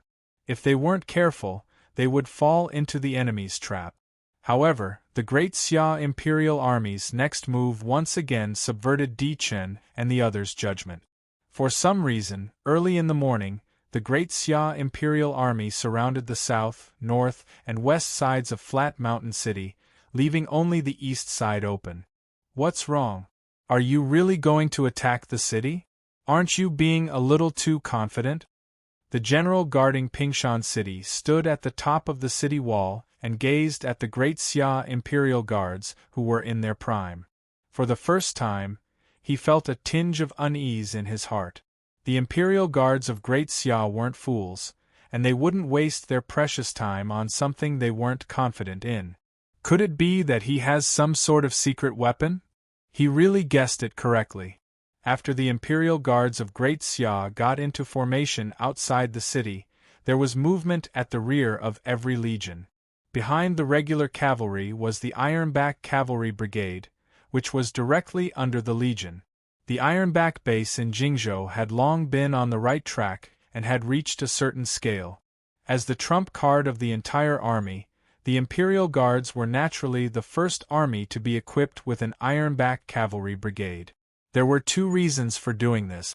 First, it was to be a super heavy cavalry that could be deployed in critical battles to fight the toughest enemies. Second, it was to act as a transport team for the entire army. Compared to warhorses, the Ironbacks might be a little worse in terms of endurance, but in terms of carrying loads, they were definitely much better than warhorses. Given their huge size, they could even carry some large equipment. The secret weapon of the Imperial Guards to attack Flat Mountain City was carried by this brigade. Under the command of the engineers, the soldiers removed the strange-shaped parts from the Ironbacks one after another, and then assembled them into a giant bed crossbow at a speed visible to the naked eye in the hands of 5 craftsmen. It wasn't an exaggeration to say that it was giant. The 3-bow 8-bulls bed crossbow was the largest among the crossbow machines, but this giant bed crossbow was 3 times the size of the 3-bow 8-bulls bed crossbow. How could people not be dumbfounded? What was more ingenious was that, under the research of the Mo family, this set of equipment could be disassembled into hundreds of parts, and after disassembling, it could be easily transported by the Ironbacks. Only a fierce beast like the Ironbacks could carry it for a long time. It must be noted that in order to increase the explosive power of the bed crossbow, more than half of the parts were made of steel instead of conventional wood. Because it was too heavy, each legion only carried one. Soon, the assembled giant bed crossbow was pushed to the front line and aimed at the 3-city gate. What kind of monster is that? The Great Zhou army on the city wall had never seen such a huge crossbow machine, and they couldn't help but point at it. Although they couldn't judge the lethality of the crossbow machine, just the crossbow bolts as thick as an arm were enough to make people's scalps tingle. The officers were calm and scolded. "What are you afraid of? No matter how powerful that thing is, there is only one. Can it shoot through the city wall? If that's the case, it will be too late." When the soldiers heard this, they felt that it made sense. Indeed, in every siege, there were hundreds or thousands of siege weapons prepared, and they had never heard of a strange bed crossbow being able to take down a city. It was not wrong to think that way. But was it really that simple? Just as the defenders on the city wall were discussing, the giant bed crossbow had already advanced 600 meters from the city gate under the cover of the cavalry, and then stopped. At this distance, it was difficult to pose a threat to the Imperial Guards except for the archers on the city wall. As the trump card of the Great Xia Imperial Army, the light cavalry of the Great Xia Imperial Army were equipped with shields, and when they raised them above their heads, the scattered arrows shot from the city wall were like tickles, and it was difficult for them to be effective. While they were talking, the giant bed crossbow was already in place. Aim! Compared with the 3-bows 8-bulls bed crossbow, the aiming system of the giant bed crossbow had also been greatly improved. Under the command of an experienced operator, the accuracy could be controlled within 1 meter. This was very impressive, and it could carry out accurate strikes. Fire! Following the command, the crossbow started to rumble and emit a series of roars. It turned out that in order to obtain sufficient kinetic energy, the transmission device was actually equipped with a small steam engine. Then, with a swoosh, a sharp arrow as thick as an arm pierced through the air. It drew an arc in the air and accurately hit the city gate like a missile. Then, like a drill bit, it drilled into the wooden city gate, leaving only half of it exposed. Even though Pingshan City wasn't a big city, the city gate was still made of huge logs that were 35 centimeters thick and covered with a layer of iron sheet. Even if a siege all was used, it would be difficult to destroy it. This giant bed crossbow was so impressive that the arrow easily drilled through the iron sheet and drilled into the gate. It almost drilled through the entire gate. When the defenders on the city wall saw this, they were all dumbfounded. Just as the defenders were in a daze, the front row of the Imperial Guards moved. The cavalryman in the middle held a long iron chain in his hand and dragged it on the ground. Under the cover of his companions, he rushed towards the city gate. Under the feet of the cavalryman, the iron chain was coiled into a huge pile that was half the height of a human and at least 500 meters long. The other end of the iron chain was connected to a balancing device that was similar to a harness on a carriage. However, it was longer than a harness and could hold a total of 8 warhorses. Quick, stop them! When the defender saw this, he instinctively felt threatened even though he didn't know what the enemy's intentions were. Hence, he gave the order to kill the cavalryman. In an instant there was a downpour of arrows. Under the dense rain of arrows, even the valiant Imperial Guards of Great Xia couldn't withstand it. Very soon there were casualties, and the cavalrymen were continuously shot down from their horses. It was obvious that they wouldn't be able to survive. The Imperial Guards were also ferocious. They didn't care about anything else and rushed straight towards the city gate. The rain of arrows became denser and denser, and there were almost no gaps. His companions fell one after another, but the cavalryman in the middle who was holding on to the iron chain remained expressionless as he stared at the city gate in front of him and the arrows that drilled into the city gate. They were getting closer and closer to the city gate. When the cavalrymen were only 5 meters away from the city gate, a large number of stones rolled down from the top of the city wall. Under the influence of gravity, the huge stones whistled through the air. Whichever cavalryman was hit by the stones would be finished. Some of the unlucky ones were directly smashed into meat paste, and even the warhorses under them suffered a calamity. Other than the stones, there was also boiling hot oil that poured down. Even though the cavalrymen were protected by armor, the warhorses couldn't stand it. Once the hot oil touched them, they would immediately be frightened and jump around. Fortunately, the Imperial Guards of Great Xia were all heavily armored cavalrymen. Not only were the cavalrymen fully armored, but even the warhorses were also equipped with protective gear. Only a small part of their skin was exposed. Otherwise, they wouldn't be able to get close to the city gate. If they got closer, they would be greeted by even more unreasonable huge rolling logs. A single log could sweep through a large area, making it increasingly difficult for the cavalrymen to advance, and the number of casualties continued to increase. Dismount. When they really reached the foot of the city gate, the warhorses became a burden. Following the command of the captain, the surviving dozen cavalrymen pulled on the reins in unison. The warhorses neighed and anxiously dug at the yellow soil on the ground, stirring up smoke and dust. After dismounting, everyone quickly gathered together, placed the shields on their shoulders, and joined them together. They lowered their heads and used all their strength to resist the impact of the rolling logs and stones on the shield. Boiling hot oil dripped down from the gaps of the shields, dripping onto their heads and faces. The Imperial Guards were indeed real men. At the critical moment, they displayed an awe-inspiring heroic spirit. When such hot oil was poured down on their heads, blisters of all sizes immediately appeared on their faces. But they didn't even make a sound. They didn't even frown. They endured the pain and moved toward the city gate in unison. They walked the last 2 meters, which was also the most difficult and dangerous 2 meters. They were only a short distance away from the city gate. Cover! As the captain spoke, he pulled the metal chain and walked towards the crossbow that had drilled into the city gate. Chapter 1200. Clack. After going through hardships and obstacles, the cavalry finally hung the chain on the custom-made iron ring at the end of the crossbow.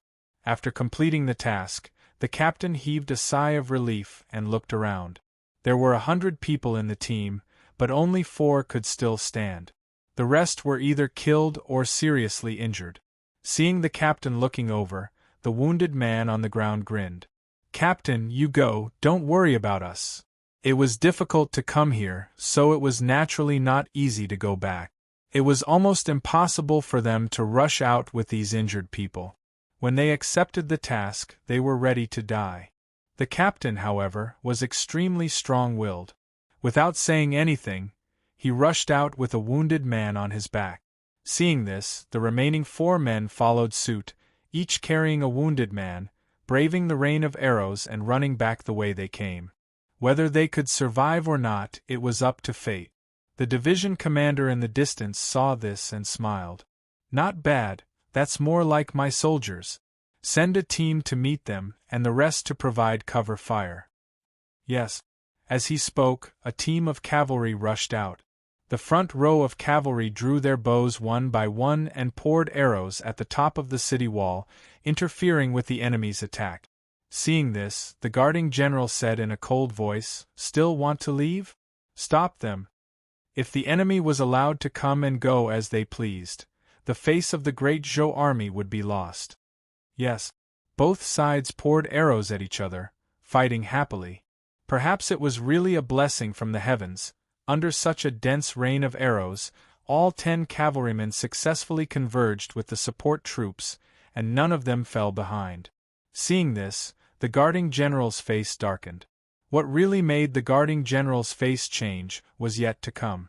After the cavalry returned, the great Xia imperial army made a new move. 8 of the tallest and most powerful ironbacks, hooked to rods, pulled the iron chains and began to move. The long iron chains straightened at once.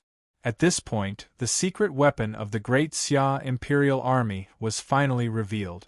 It was actually going to use the crossbow arrows that drilled into the city gate and the brute force of the ironbacks to pull down the city gate. Under the command of the cavalry, the 8 ironbacks rushed forward, and because their hooves grabbed the ground too hard, even the ground caved in, showing their great strength.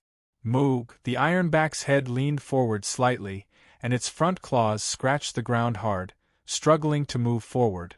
Under the fierce pull of the iron-armored beast, the city gate made a creaking sound, and the bolt had begun to deform, seeming to be overwhelmed. The expressions of the guards on the city wall changed drastically when they saw this. Only now did they understand the enemy's true intentions. "General, what should we do?" The soldiers of Great Zhou turned pale at the thought of the 200,000 imperial guards rushing into the city if the city gates were pulled down. The general guarding the city was also helpless. The chains were impervious to oil and were immune to arrows. Even if rocks were used to smash them, the chains were already taut, and the rocks would bounce off the moment they hit the chains. It was of no use at all. The only way seemed to be to take the initiative to leave the city, but this was also the worst way. Creak, creak, in just a short while, the city gate was completely deformed, and it looked like it was about to collapse. There's no other way. Prepare for battle. The defending generals knew that they were powerless to stop the enemy from breaking into the city. Their only choice was to fight the enemy inside the city. After hearing the general's words, the expressions of the surrounding soldiers changed, and they looked around anxiously. How could they defeat the 200,000 imperial guards with just 70,000 of them? Even the most powerful imperial guards of the imperial court, the imperial guards, were defeated by the imperial guards of Great Xia. Moreover, they only had 1/3 of the enemy's numbers. If they were to really fight, they would definitely die. At the thought of the fact that the East Gate was not blocked yet, there were already soldiers plotting how to successfully break away from the battle and escape to the East Gate. Boom! The West Gate was the first to collapse, and it crashed to the ground. Charge! The commander of the Second Army, Ma Chao, waved his spear and gave the order to attack. Kill! Upon receiving the military order, groups of cavalrymen rushed towards the city gate like a flood, turning a blind eye to the arrows shooting over their heads. In the face of absolute numbers, the rain of arrows was no longer too much of a threat to the army. The vast army galloped on the bluestone streets, emitting clattering sounds. At the end of the street, the great Zhou army hastily got into formation and looked at the approaching army in fear. Their legs were trembling. The fearsome reputation of the Imperial Guards of Great Xia was truly terrifying. This was a completely asymmetrical battle. Almost at the same time, the north and south gates were also broken. The Third and Fourth Army followed suit and charged into the city. It was as though the three armies were competing, and they were bound to set off a monstrous massacre in the city. Huotsubing, who was outside the city, did not seem to be excited at all. He had long expected such an outcome. To the Imperial Guards, taking down Pingshan City was just a warm-up. Next, they had to create a huge wave in the entire capital province. In just one morning, Pingshan City was completely taken down by the Imperial Guards of Great Xia. In fact, the three armies had fought in the city for less than an hour before the Great Zhou army completely collapsed. They no longer had the will to fight, and they either surrendered or fled to the East Gate. The city guards were trampled into meat paste by the chaotic army. After killing the guards, the Imperial Guards of Great Xia did not hesitate to set fire to more than 10 large granaries in the city, leaving not a single grain behind. The flames soared into the sky and thick smoke billowed. It could be seen from afar. The Imperial Court of Great Zhou was frugal, and the food that they had painstakingly plundered from the commoners was burned to the ground just like that. The commoners in the city were heartbroken to see this. Reality was so cruel. Although the Great Jin dynasty and the Central Plains province lacked food, they could only burn it since they could not bring it away. Without this batch of food, the military operations of Great Zhou in Great Jin could no longer continue, and it basically meant that the war with Great Jin would end prematurely. Under such circumstances, if Great Zhou still wanted to attack Great Jin, they would only be asking for trouble. More importantly, the destructive power of the Imperial Guards of Great Xia had only just begun. After burning the food, the Imperial Guards of Great Xia did not linger. After having a full meal in the city, they retreated like the tide with the prisoners of war. This batch of prisoners of war was the secret weapon that the Imperial Guards of Great Xia used to break into other cities. In the next 2 days, the Imperial Guards of Great Xia persevered and took down another 3 cities. Without exception, these cities were all transit stations for provisions that had been set up along the way, and they were all wiped out. In these 3 days, the Imperial Guards of Great Xia did not even use a single ration pill, and they were all taken care of on the spot. Under the command of Huotsubing, the army that Wu Qi sent as reinforcements could only eat dirt behind the Imperial Guards of Great Xia, and they could not even see the shadow of the Imperial Guards. This time, Great Zhou was in a complete panic. The wave of fear that the Imperial Guards of Great Xia caused spread rapidly from the west to the east. If not for the tradition of the Imperial Guards of Great Xia not to disturb the people, it would have caused a wave of refugees. Even so, the people were still panicking. Even the commoners of Handan City began to tremble in fear, afraid that they would wake up as slaves of a conquered country. Based on the advancing speed of the Imperial Guards of Great Xia, it would take them at most 2 days to reach Handan City. At this moment, something strange happened. On the 13th day of the 8th month, the Imperial Guards of Great Xia, who were about to reach Handan City, suddenly made a huge turn and went around the boundaries of Handan City. They marched rapidly all the way to the border of the capital province and the Qing dynasty. It seemed that there was something in Handan City that the imperial guards of Great Xia were afraid of. What is going on? The commoners of Handan who had a new lease on life were baffled. Living under the feet of the emperor, there was no lack of well-informed people in Handan City. They knew that other than the 3,000 imperial guards, there was also the capital garrison regiment. This small number of troops should not have caused the imperial guards of Great Xia to be afraid. Someone joked, could it be that the prestige of the emperor has caused the enemy to be afraid of battle? The person who said this did not believe that their emperor could have such a prestige. Even Emperor Xia could not do this. This matter became the biggest mystery in Handan City, and only a few people knew the inside story. Handan City Palace. Di Chun sighed regretfully after knowing that the imperial guards of Great Xia had suddenly gone around Handan City. As it turned out, just as the imperial guards of Great Xia were showing their might, Di Chun finally invited reinforcements from the imperial guards of Qin and Tang. The two countries promised that if the imperial guards of Great Xia dared to attack Handan City, the imperial guards of both countries would immediately be teleported to Handan City.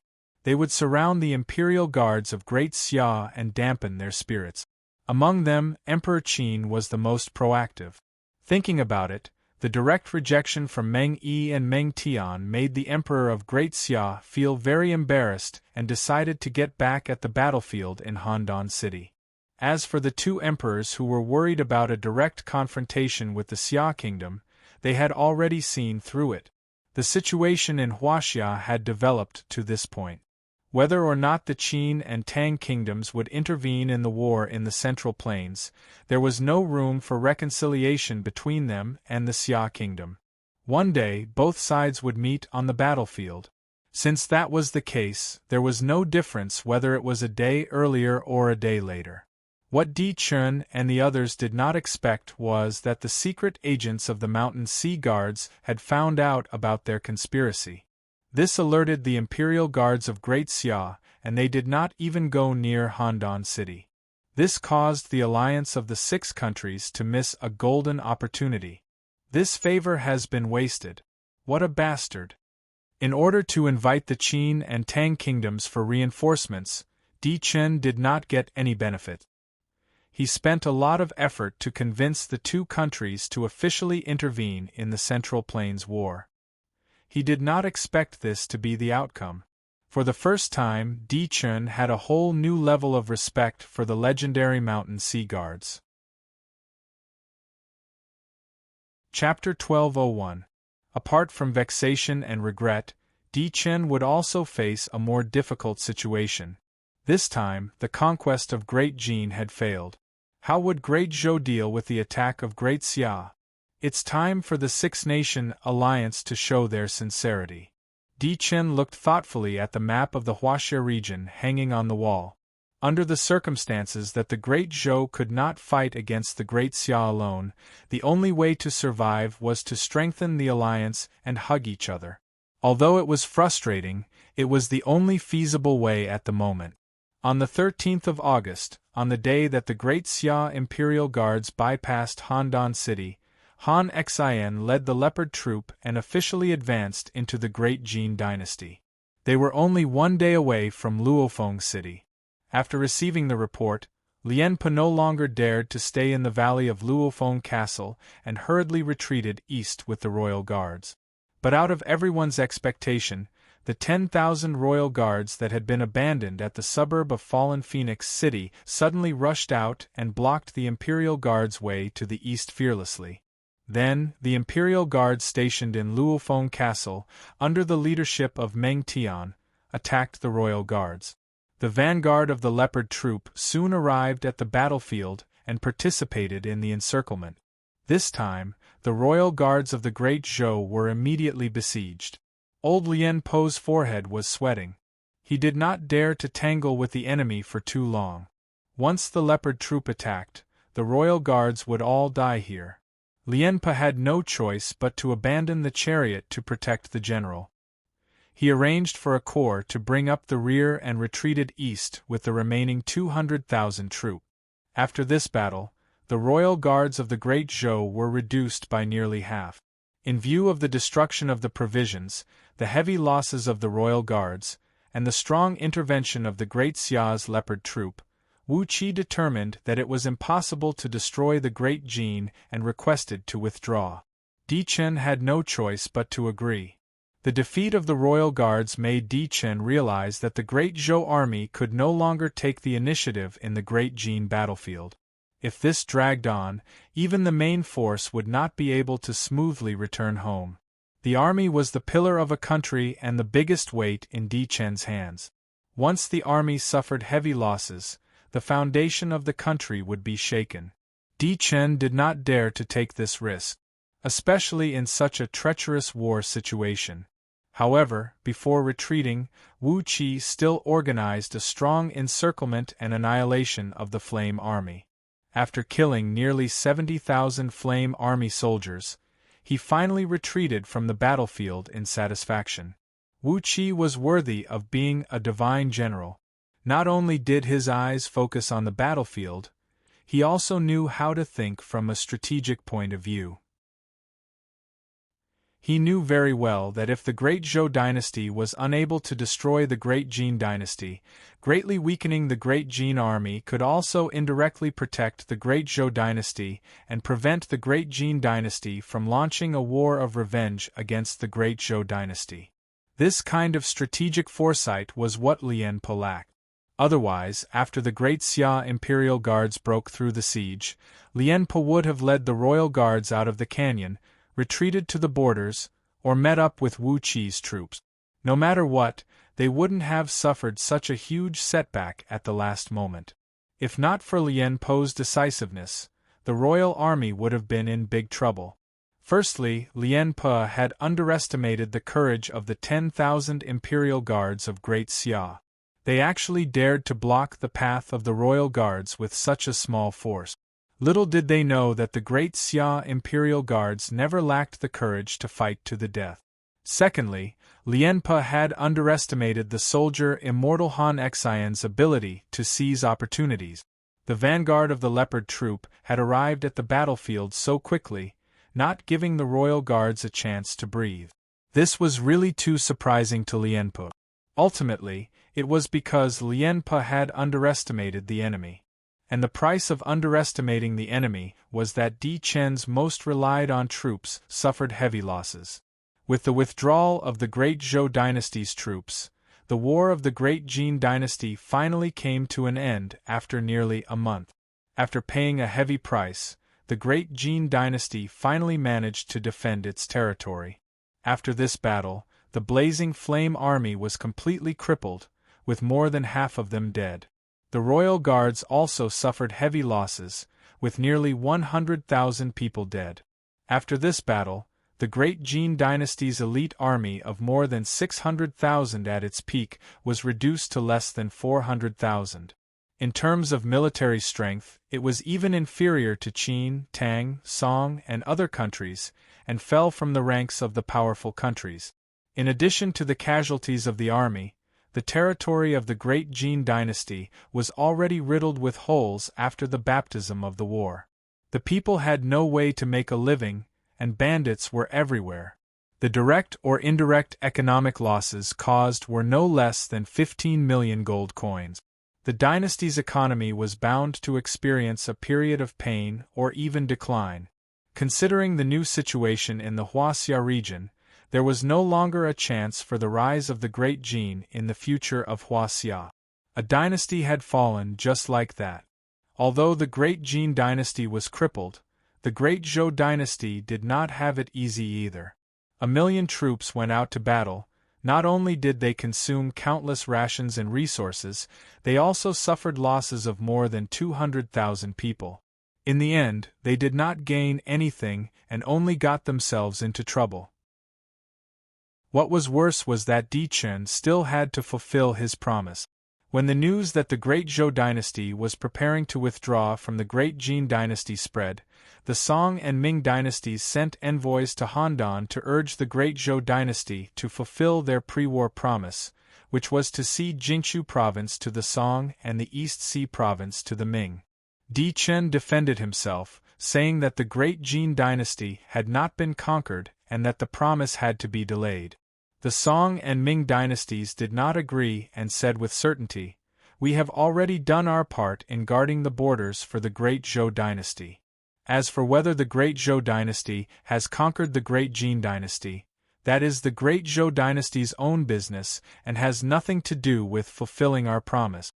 Di Chen was speechless and wanted to argue further, but the envoys from the two countries immediately gave him an ultimatum: "You have 1 week to complete your withdrawal. Otherwise, don't blame us for disregarding our alliance and attacking by force." This was not just a verbal threat. Just as the envoys gave the ultimatum, the Song Imperial Army had already surrounded Danyang City. The Ming Imperial Army that was stationed at Jianya had also sent 50,000 men and horses to Blood Red City. The situation in the Central Plains had become tense. Both the Song dynasty's Zhao Kuangyin and the Ming dynasty's Zhu Yuanzhang knew that in the current situation, the Great Zhou dynasty could no longer be relied on. If they wanted to continue to establish themselves in the wilderness, they would need to have enough territory. In order to conquer a province, the two countries would not hesitate to go to war. When Di Chen received the news, he gritted his teeth in anger but did not dare to act up. Right now, the Great Zhou dynasty was at its weakest. Its soldiers were exhausted and its borders were guarded by the armies of the Song dynasty and the Ming dynasty. If they turned on each other, the Great Zhou dynasty would not be able to defend itself. Even if the Great Zhou army successfully returned to Handan City, Di Chen did not dare to take the risk of sending the army to Danyang City or Blood Red City to start a war with the Song dynasty and the Ming dynasty. If he really did that, it would only benefit the Great Xia. After all the scheming, Di Chen had to swallow this bitter pill no matter what. In the end, after working so hard, not only did the Great Zhou dynasty not get anything out of it, they even lost 2 provinces. This was a huge loss. Di Chen could only hope that he could use this opportunity to strengthen the relationship between the 6 countries. Of course, it should be called the 5 Countries Alliance now because the Great Qing dynasty was only a day or 2 away from destruction. On the 15th day of the 8th month, Hua Tsubing led 200,000 imperial army soldiers through the capital province without fear and officially set foot on the land of the Great Qing dynasty. What happened next was both surprising and not surprising. The 200,000 imperial guards and the 210,000 members of the Soaring Eagle army led by Li Mu formed an encirclement around the 200,000 cavalrymen of the 8 banners who were wandering outside the capital city. 2 against 1, the 8 banners army was completely defeated. The battle lasted for 3 days and 3 nights. More than 600,000 soldiers engaged in a life-and-death battle in the vast wilderness.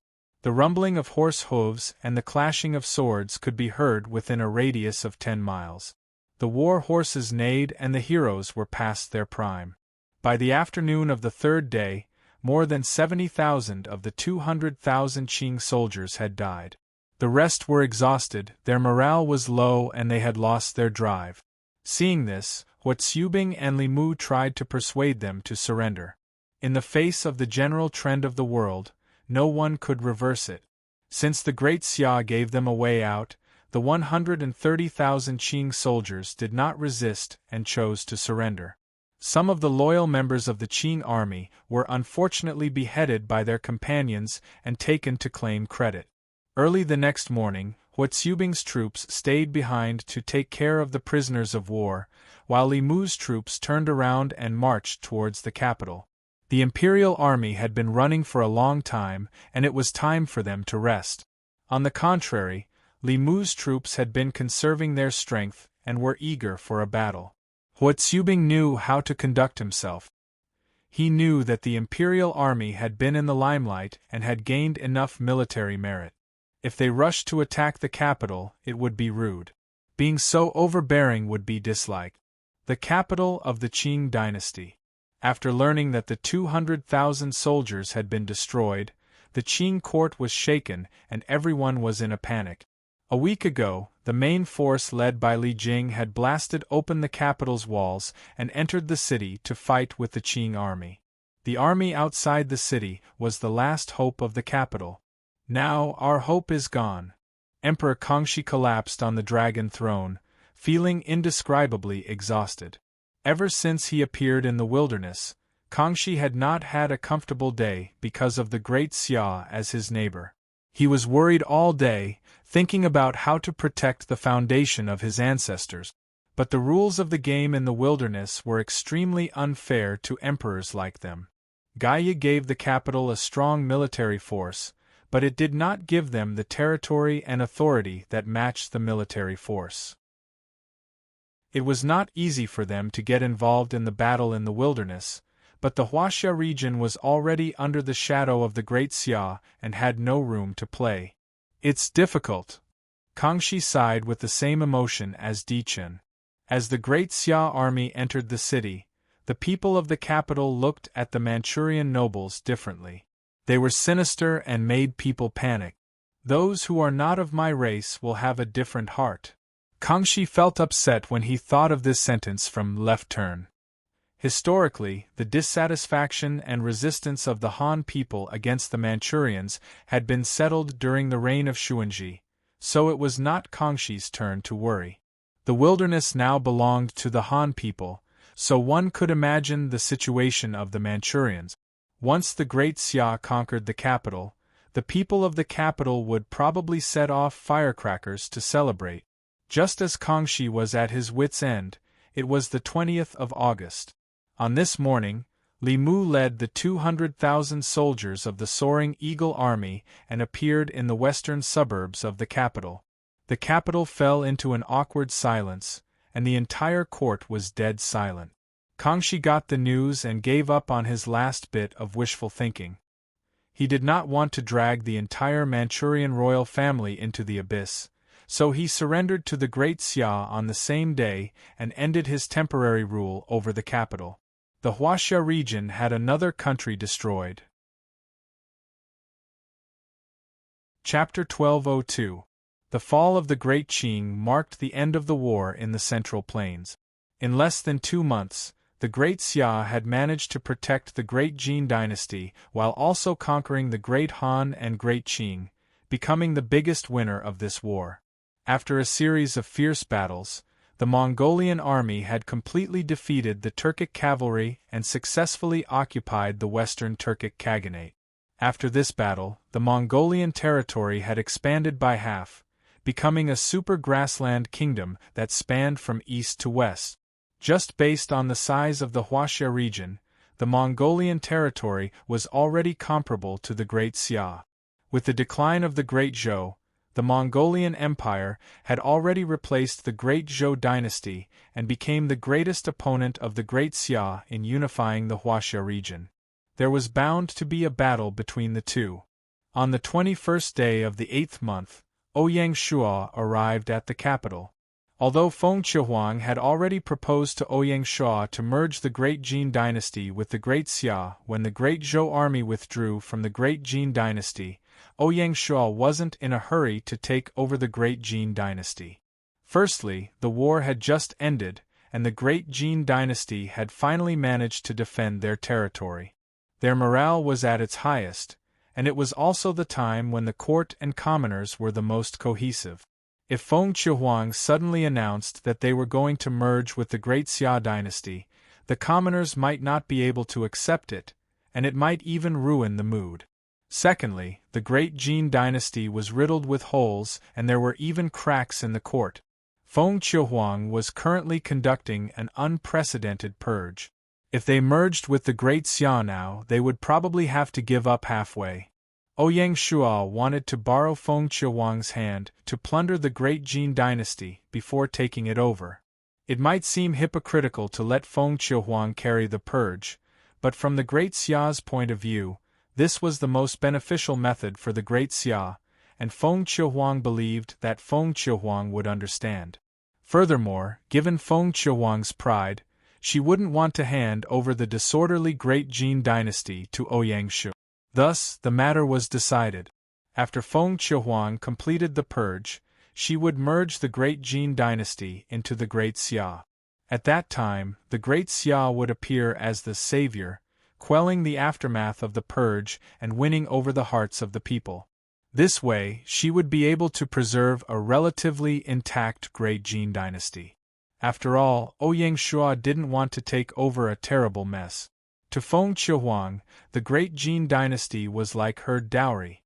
The quality of the dowry would, to a certain extent, determine how far Feng Qiuhuang could go in Great Xia in the future. Compared to Bai Hua and the rest, Feng Qiuhuang was a latecomer. Ouyang Shu thought very highly of Feng Qiuhuang and had high expectations for her. Naturally, he didn't want Feng Qiuhuang to attract criticism the moment she joined Great Xia. Capital City, West Side Courtyard. After arriving in the capital, Ouyang Shu did not receive the members of the Qing royal family, nor did he receive the old ministers of the Qing dynasty with great fanfare.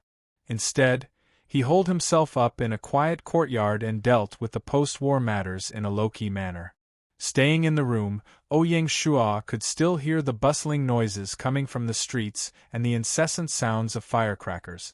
That was the citizens of the capital celebrating, without restraint. They were celebrating Great Xia's recovery of the capital. The enmity between the Manchus and the Han was really inexplicable. No matter how low-key Ouyang Shu was, his appearance still caused ripples in the pond that was the capital. There was no need for Ouyang Shu to make an appearance, merely his name was enough to bring about deterrence to this ancient city. The bustling capital city seemed to become quiet all of a sudden. There was a good saying, a person's name is like a tree's shadow. Now that Ouyang Shu had reached this realm, just by relying on his name, he could accomplish things that many people couldn't accomplish no matter how hard they tried. Just like this time.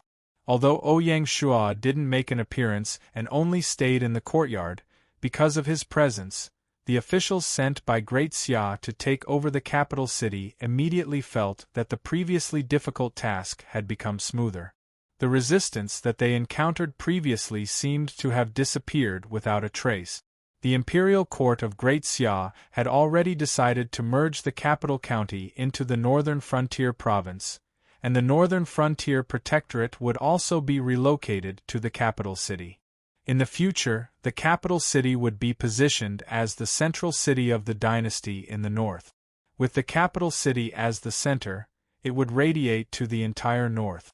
With such a strategic city, the imperial court was naturally very concerned about it. The degree of importance they attached to it was no less than taking over a province. There was another difference between the capital city and other places, and that was that the majority of the officials in the city were Manchus. This naturally wouldn't do. The imperial court had already decided to remove all officials above the 5th rank in the capital city. Apart from a few who had a good reputation, the rest would either be demoted to commoners or sent to other provinces. This naturally caused a lot of resistance. After all, it was destroying the iron rice bowl of others. If it wasn't for Ouyang Shu personally overseeing the capital city, even with the current prestige of Great Xia, there would probably be chaos. Apart from the officials in the city, the more troublesome problem was how to settle the Qing dynasty royal family, especially Emperor Kangxi. In this regard, the imperial court had two opinions. One thought that they should follow the way the imperial court settled the great Han royal family. They should confer Kangxi the title of Prince Qing and restrict him to the prince's residence to appease the people. However, there were also people who didn't feel at ease. They felt that Kangxi wasn't like the former crown prince of the Han dynasty, Lu Fuling, who had unparalleled prestige among the Manchus. Even if Kangxi was restricted from traveling, he would still play a role in the dark. Rather than that, it would be better to bestow death on Kangxi. There were also people who opposed this idea. Firstly, bestow death on an emperor who had already surrendered would be a disgrace to the dynasty. Secondly, if a precedent was set, it would only cause the future dynasty to resist to the end and never surrender. After arguing for a long time, it was Ouyang Shuo who made the final decision. Ouyang Shuo pondered for a while and decided that conferring Kangxi the title of Prince Qing would definitely not work. He decided to adopt a compromise and demote all the members of the Qing royal family, including Kangxi, to commoners and send them to the southern border. There was a reason for the difference in treatment between the Qing royal family and the Han royal family. Firstly, the civil and military officials of the former Han dynasty were put in important positions in Great Xia, while the officials of the Qing dynasty had to face a great purge. As a result, there was less resistance to demoting the members of the Qing royal family. Secondly, Tian Wenjing, Zhou Zongtang, and the other officials of the Qing dynasty in Great Xia were all Han people and didn't have deep feelings for the Qing dynasty. Naturally, Ouyang Shuo didn't need to care about their feelings. Thirdly, Emperor Wu of the Han dynasty had an extremely high prestige among the Han people. His influence wasn't limited to the Central Plains province, but the whole of China. Therefore, Great Xia had to take good care of the descendants of Emperor Wu of the Han dynasty. In comparison, Emperor Kangxi's influence among the people of China was much weaker. Just like in the capital, there were many people who applauded. Therefore, even if Emperor Kangxi was demoted to commoners, other than the Manchus, no one would come out to defend him. Of course, Ouyang Shuo didn't go too far. He conferred the title of Emperor Kangxi's fourth son, Yinzhen, who was later known as Emperor Yongzheng, as a second-class earl. In this way, he could give an explanation to the surrendered Qing army. In this attack on the Qing dynasty, they captured a total of 320,000 Qing soldiers. Ouyang Shuo wasn't in a hurry to come to a conclusion on how to deal with these prisoners of war. He only ordered the northern frontier army to be responsible for keeping them in the outskirts of the capital. The reorganization of the army was a matter of moving the whole body. Ouyang Shuo planned to wait until after Great Jin submitted to the Qing dynasty. Then, he would combine the Great Jin army and the captured Han army to carry out a systematic reorganization. Moreover, the war in the Central Plains was far from over. While Ouyang Shuo was overseeing the capital, Han Xin had already led the Leopard Troop back to the Central Plains province. In a short period of time, neither Qin, Tang, nor the Great Zhou dared to have any designs on Great Jin. Naturally, the Leopard Troop didn't need to be stationed in Great Jin. The Central Plains province had just been conquered and only needed a large army to oversee it. After handing over the defense to the Leopard Troop, the 5th Corps of City Guards stationed in Luoyang would return to Shanghai City. Similarly, after handing the prisoners of war to the Northern Frontier Army, the Imperial Guards would also return to Shanghai City. Apart from the Flying Bear Army led by Li Jing, who was temporarily guarding the capital, the 3 Corps of the City Guards, the 3 Corps of the Soaring Eagle Army, and the 1st Corps of the Ingzhou Corps would all return to their respective camps. From the looks of it, Great Xia was not prepared to destroy the Great Zhou dynasty in one fell swoop. It was not that they did not want to, but that they could not. After the Great Qing dynasty was destroyed, the remaining 5 countries would definitely be more closely united. There were more than 3 million troops in total. It was not like they could start a war whenever they wanted. If they were not careful, they might get into trouble. Ouyang Shuo's strategy was to nibble away at them one by one. Of course, in order to speed up the process, Ouyang Shuo did not hesitate to use one trump card after another. The location of the battle this time was in the southeast region. On the 22nd of August, the second day after Ouyang Shuo left for the capital, the deputy commander of the southeast military region, Sun Bin, led the Tiger Army and the Xiangjiang Army, a total of 600,000 troops into the Great Zhou dynasty's Jiangnan province. The flames of war that had just subsided were ignited again. Chapter 1203. August was the hottest time of the year in the south. Even in the early morning, a thin shirt was enough to keep out the cold. For the heavily armored soldiers, this kind of weather was very unbearable. Often, after fighting for half a day, they would feel as if they had been fished out of the water. As a result, the Great Xia army chose to attack the Jiangnan province in the early morning. The sky had just begun to brighten when the brave Tiger Army and the Xiangjiang Army, both of which were in the dew, covered the entire Jiangnan border with 10 field legions as nodes. The brave Tiger Army attacked from the Minnan border, while Zhang Xutuo led the Xiangjiang Army to attack from the Jiangchuan border. The entire front stretched for thousands of miles. The 600,000 soldiers formed a torrent of steel that was like a black line from the god of death. It spread from the southwest border of Jiangnan province and rolled forward with the intention of engulfing the entire province. Behind the army was a rations supply line that was even longer than the front line. Early in the morning, the entire territory of Jiangchuan province and Minnan province, as well as every official road leading to the border, were occupied by large groups of grain carts. The traffic was endless, the creaking sounds of the carts converging into a symphony that stretched as far as the eye could see. The imperial court had won 2 battles in a row and their morale was high. When the commoners saw the rations, they didn't panic because of the impending war. Instead, they excitedly discussed where the imperial court was going to expand their territory. Because they were transporting rations within the borders, the people in charge of escorting the rations were temporary bailiff. Whichever county they reached, the county would send bailiffs to escort them along the way. There wasn't even a need to mobilize an army. Within the borders of Great Xia, no one had the guts to rob rations. As for the bandits in the wilderness, they had already disappeared without a trace. The rations set off from the county like streams converging into a large river. They were like densely packed blood vessels that converged towards the front line to deliver blood to the soldiers there. Without the communication compass, such a large army and such a long front line couldn't be maintained. The armies were like blind people that could only fight for themselves. The appearance of the communication compass changed the pattern of war.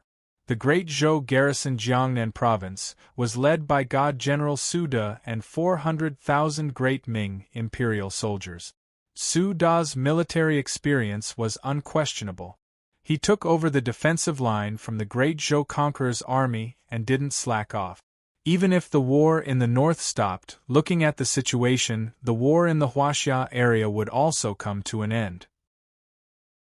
When the overlord's army returned to Jiangnan province, even if the Ming army had completed their mission, Su De would not relax.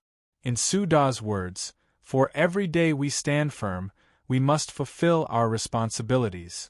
As the front line of the confrontation between Great Xia and Great Zhou, the fortifications at the border of Jiangnan province could only be described as invulnerable. Over the past 2 years, under Wu Qi's personal arrangements, the entire border was set up with 15 border cities as nodes.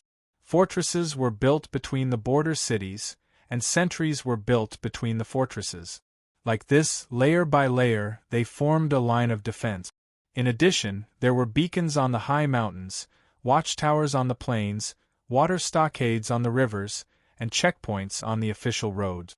Together, they formed an impenetrable defense network. Not to mention the invasion of a large army, even if the enemy's scouts barged in, they would also lose a layer of skin. When Su De first took over the defensive line, he was also full of praise for Wu Qi's generosity. Precisely because of this, when he learned that the Great Xia army suddenly sent troops to invade Jiangnan province, Su De was not very nervous. Although from the intelligence shared by Great Zhou, Great Xia was serious this time, Su De still did not think that Great Xia could break through the defense line guarded by 400,000 Ming soldiers with just 600,000 soldiers. Unless Great Xia continues to send more troops. This possibility was not very high because the imperial guards, city guards, and soaring Eagle Legion had all been teleported back to their encampments. If they wanted to reinforce the front line, they should directly teleport to Long-Seeking City. There was no reason to say that Great Xia was so rich that they did not care about the teleportation fee of millions of gold coins. In that case, what is the intention of the enemy? Due to the limited intelligence, Suda was momentarily puzzled. It was impossible to say that the Great Xia army had nothing better to do. They mobilized such a large army and wasted manpower and money just for a border exercise, right? Any general with the slightest bit of political wisdom would not make such a judgment. As a relatively pure commander, since he could not understand the twists and turns behind the scenes, Suda simply did not think about it and focused his energy on the upcoming war. All right, let's use this opportunity to train the army. The 500,000 Great Ming Imperial Guards had never been engaged in a real war. Although Suda was confident that the usual training was very strict and effective, he still had to test it on the battlefield. In the early morning, battles of various sizes began to break out at various places at the border. In order to attack Jiangnan province, the Great Xia army had to first remove all the big and small sentry posts, border checkpoints, and observation towers. Otherwise, there would be no end of trouble. Because the targets were small and scattered, it was not worthwhile to mobilize a large army. They could only mobilize small battalions as units and kill their way into the vast wilderness like casting a net. On the first morning alone, the Great Xia army dispatched hundreds of clean-up troops. The Ming army's response strategy was to defend if they could and retreat if they couldn't. They would neither fight to the end nor give up easily. To put it bluntly, they were using the border resources of Great Zhou to conduct a military exercise. The bustling day quickly came to an end. In the southern suburbs of Overlord City, where the Ming Army's command center was located, there was a military tent. As Overlord City was too sensitive, the Ming Army did not enter the city. Instead, they relied on Overlord City to set up a large camp outside the city and set up a command center for the entire army. God General Suda personally oversaw this place. The large tent was brightly lit. After Suda finished reading the battle reports from various places, he was no longer as relaxed as he was at the beginning of the war. After a day of fighting, the results were beyond his expectations. Logically speaking, many of the sentry posts at the border of Great Zhou were located in very secretive places. If the Great Xia army was not familiar with the terrain, it would take the Great Xia army more than half a day just to find the right target to attack. However, this was not the case. In just one day, the Great Xia army had uprooted more than 300 small strongholds and made a good start. Calculating the time, this was almost impossible. It was equivalent to the Great Xia army finding their respective targets effortlessly. The Great Xia army's thorough understanding of Great Zhou's defense line was far beyond Su Da's expectations. Rumor has it that Great Xia has 3 major intelligence agencies, and their spies are everywhere. However, this is a little too exaggerated. With Wu Qi's ability, it is impossible for him to not have any precautions against these military secrets. Suda was very perplexed. For the first time, he felt that there might be some mischief behind this war that he did not understand. This made him, who was usually calm, feel a little uneasy. Great Xia's brave Tiger Army is stationed at the border of Jiangnan province. The scouts from both sides will definitely visit from time to time. It is not too surprising that the Great Xia army is familiar with the frontline sentry posts at the border of Jiangnan. Deputy Commander Chang Yuchen was rather open-minded. This time, Zhu Yuanzhang led the troops to guard the southern border of Great Xia. Suda was the main general and Chang Yuchen was the deputy general. In addition, there were also generals Deng Yu, Feng Sheng, and others accompanying them. The lineup was rather luxurious. Tang He, who was as famous as Suda, led the troops to guard Jianya City.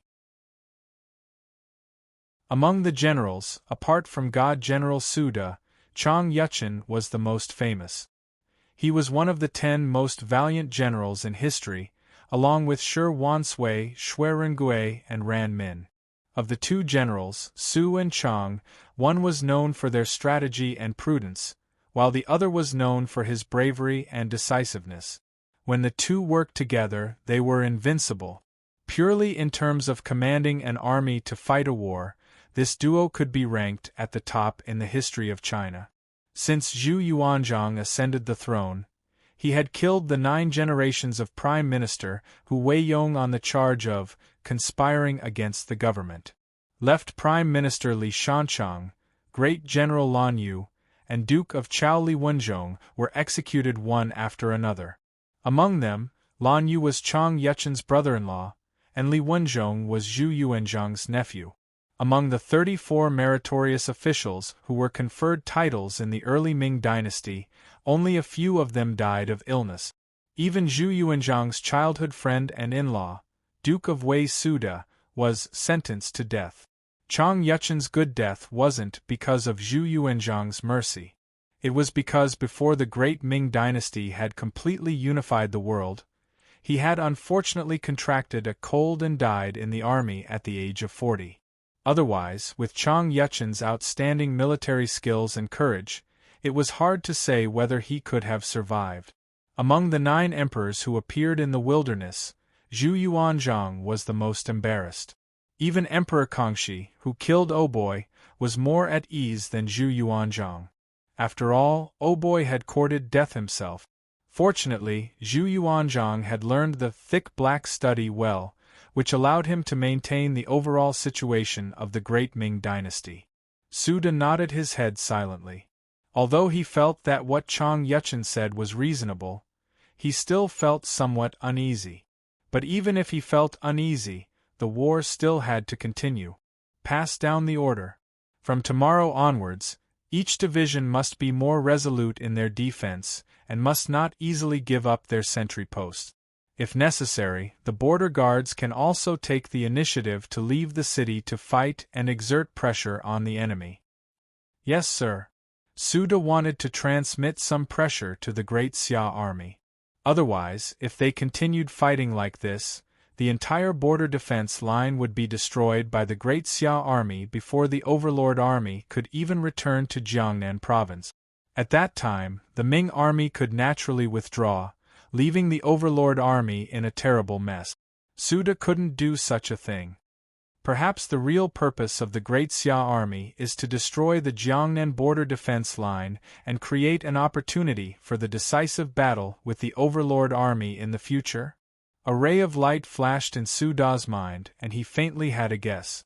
Looking at the generals in the tent, Suda didn't say this guess out loud. There was still a tough battle waiting for them. Chapter 1204. The Great Zhou Dynasty, Handan City. It was the beginning of autumn in the north at the end of August. The leaves of the birch trees in the suburbs were beginning to turn yellow.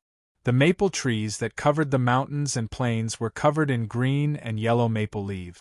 It was very beautiful, as if they had put on a layer of beautiful makeup. Just yesterday, the vast army had been withdrawn from the front lines and settled outside Handan City to rest. The hustle and bustle of the camp was filled with awkwardness and disappointment, as well as unerasable fatigue.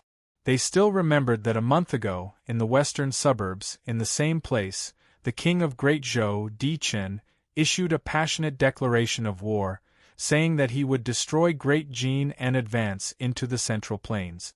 That was the most glorious moment for Great Zhou. The earth-shattering cheers were still reverberating in the mountains and had not completely dissipated.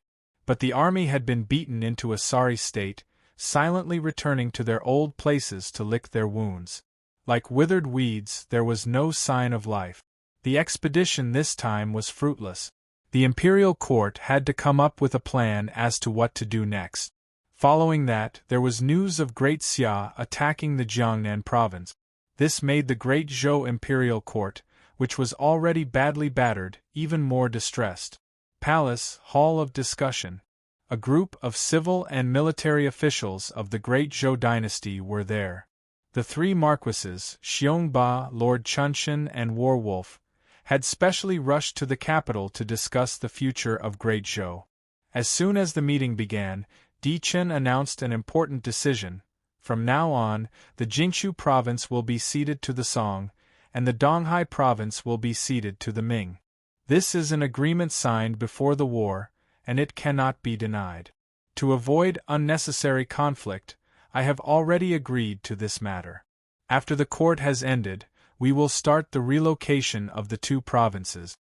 Seeing that the war in the south had started again, Di Chen did not want to drag it on any longer and directly admitted defeat.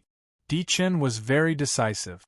Since he was powerless to prevent the fate of the two provinces being occupied, any unnecessary delay would only make Qin and Tang suspicious, which was not conducive to closer cooperation between the five countries. Smoothly ceding two large provinces would also make the Song and Ming kingdoms remember the good of the Great Zhou. As soon as he finished speaking, there was a commotion in the hall. Especially Lord Chunshan and Warwolf, their faces were black the entire time, looking as if they did not want to be near. Even if they wanted to object, they could not find enough reason and could not muster up the courage. In the end, he could only endure in silence. To any dynasty, ceding territory was a humiliation, but they had to swallow this humiliation. Di Chen gestured for everyone to be quiet, then continued, Wandering Huan will be relieved of his position as the governor of Huanan. Marquis Qizhan Lang will be appointed as the new governor. Killing Destroyer will be relieved of his position as the governor of Ludong. Marquis Chunshan of Chu will be appointed as the new governor. This time, Wandering Fantasy and Army Kill Ripper were the ones with dark faces. Back then, in order to stabilize the precarious situation of the Yan-Huang alliance, the two lords were forced to give up their territories and moved to Huanan and Ludong as governors. Their power had been greatly restricted. When the Great Zhou dynasty was established, the two of them wouldn't even have a share in being conferred the title of Marquis. Who would have thought that Di Chen would be so callous? In order to take care of Lord Chunshan and Warwolf, he did not hesitate to kick Wandering Huan and Army Breaker off the stage. Unfortunately, they were powerless to resist. One of the once glorious overlords of the wilderness had fallen to such a state in the end. It really made one sigh. Towards useless chess pieces, Di Chen had always been callous and had no pity. Right now, he was trying to win over Lord Chunshan and Warwolf, because they could still exert influence on the Scarlet Blood Army and the Scarlet Yang Army. Once this influence disappeared, Di Chen could harden his heart and sacrifice the interests of the two if necessary. In Di Chen's eyes, there was no chess piece that could not be sacrificed. Although the Great Zhou dynasty was no longer at its peak, for Di Chen personally, it was the best time to consolidate his royal power. After this matter, Di Chen's royal power would reach a peak, becoming more and more worthy of his name. Di Chen's current mood could only be described as a mixture of joy and sorrow. If he had obtained his current position 2 years earlier, perhaps the Great Zhou dynasty would not have fallen to such a state. The intertwining of cause and effect was really hard to fathom. When Di Chen announced the two appointments, Lord Chunshan and Warwolf did not have a trace of surprise on their faces. Because long before the court discussion, Di Chen had found the two of them alone and used this as an exchange in exchange for the two of them not opposing the ceding of provinces in court. After all, the two of them were marquis. If they really quarreled, it would be very difficult for Di Chen to resolve the situation. Since the dynasty had already fallen to such a state, the three of them could only each take a step back. What Warwolf was surprised about was why Lord Chunshan was placed in Ludong province, and not in the nearby Huanan province. Is it to deliberately place Lord Chunshan far away from his base, or is it to guard against me? Every time he thought of his secret, Warwolf could not sleep at night. Just as Warwolf was deep in thought, Di Chen's methods continued. In view of the Imperial Army's poor performance in the Great Jin War, Lien Po will be removed from his position as the commander of the Imperial Army. He will be demoted to deputy commander, and his salary will be forfeited for 1 year. Thank you for your mercy, Your Majesty. Old Lien Po stepped forward to express his gratitude, his face full of shame. In this expedition, Wu Qi had led his troops to successive victories, while the Imperial Army had suffered 2 consecutive defeats. This really made Di Chen lose face. If he did not punish Lien Po, he would not be able to convince the masses. But no matter how much punishment was given, the Imperial Army could only be led by Lien Po. If it were any other general, such as Tian Dan or Wu Qi, Di Chen would not be able to sleep well. Although it looked like a punishment, it was actually a disguised protection for Lien Po. Among the ministers present, there was no lack of people who understood the situation. They coldly watched the performance of the monarch and his minister. After punishing Lien Po, Di Chen changed the topic. He said in a deep voice, "The Imperial Army is the mainstay of the Imperial Court. This time, we have lost 150,000 men. We must replenish them as soon as possible. Do you have any suggestions?" Lord Chunshan, War Wolf, and Xiong Ba's hearts trembled. They suddenly had a bad premonition. Although Di Chen did not look at them, the 3 of them felt that the eyes of all the civil and military ministers were focused on them, waiting for them to express their views. This matter was related to military power. How could the 3 of them easily express their views? Didn't they see that Military Killer and Piao Linghuan were easily manipulated by Di Chen because they had lost their military power? Today's Military Killer and Piao Linghuan might be the same tomorrow. No matter what, they could not let go of their military power. But now that things had come to this, they could not avoid it even if they did not express their views. At this time, a general stood out. It was Zhang Hongfan, a general of the Yuan dynasty. He was also someone who was despised by Ouyang Shua. After this general had appeared in the wilderness, he had tactfully submitted to the great Zhou dynasty.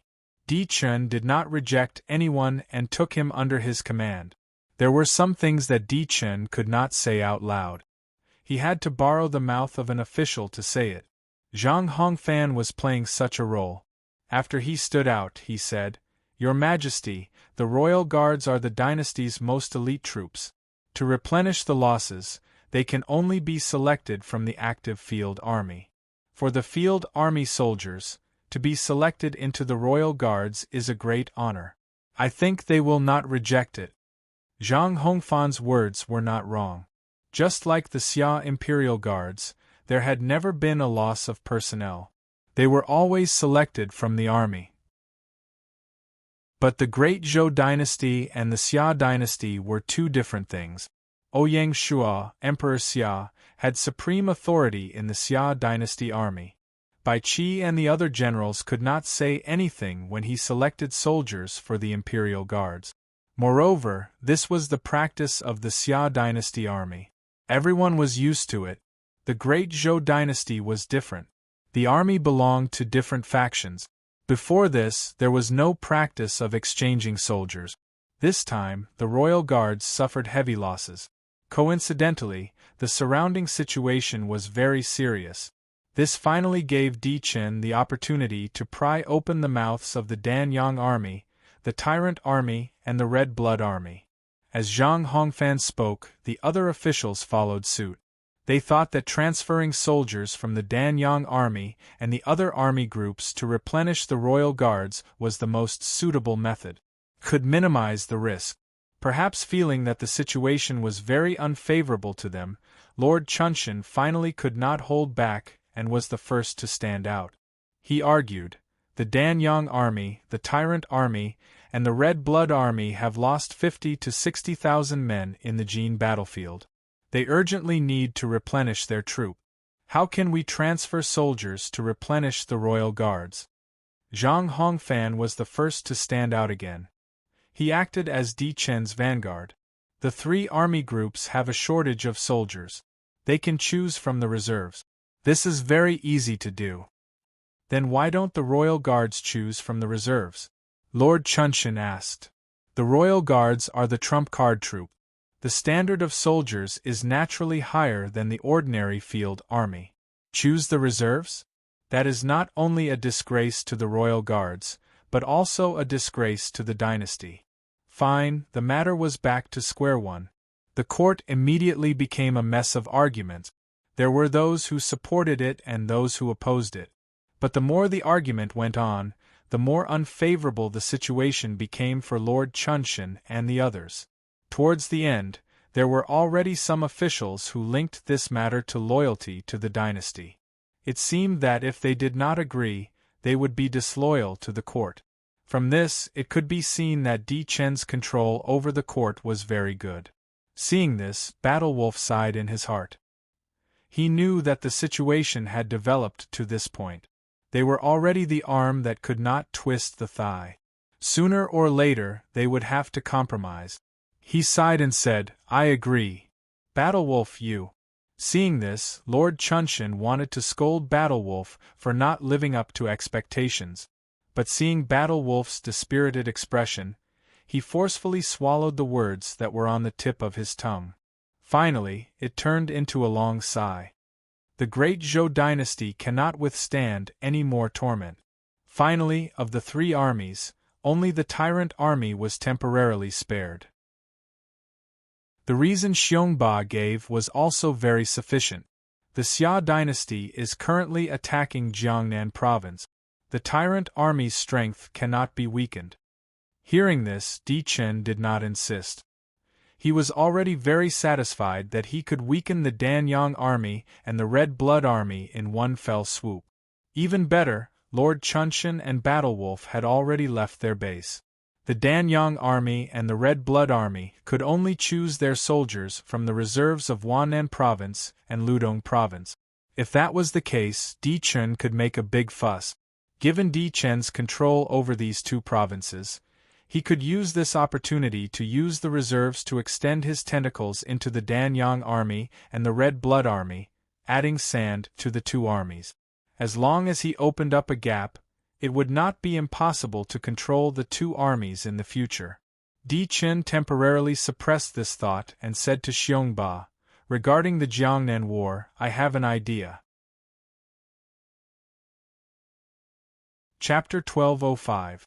Di Chen asked Wu Qi, with the defensive line at the border of Jiangnan province and the 400,000 Ming soldiers led by Su De, how long can they resist the Xia army? Wu Qi was the most dazzling figure in the Great Jin War. It was under Wu Qi's leadership that the Great Zhou army defeated the Great Jin Flame army, which was the greatest achievement of the war. Even so, Wu Qi was not arrogant at all and remained calm. Faced with the king's question, he pondered for a moment before replying seriously, at least a month. Good. Di Chen was overjoyed and seemed to have finally made up his mind.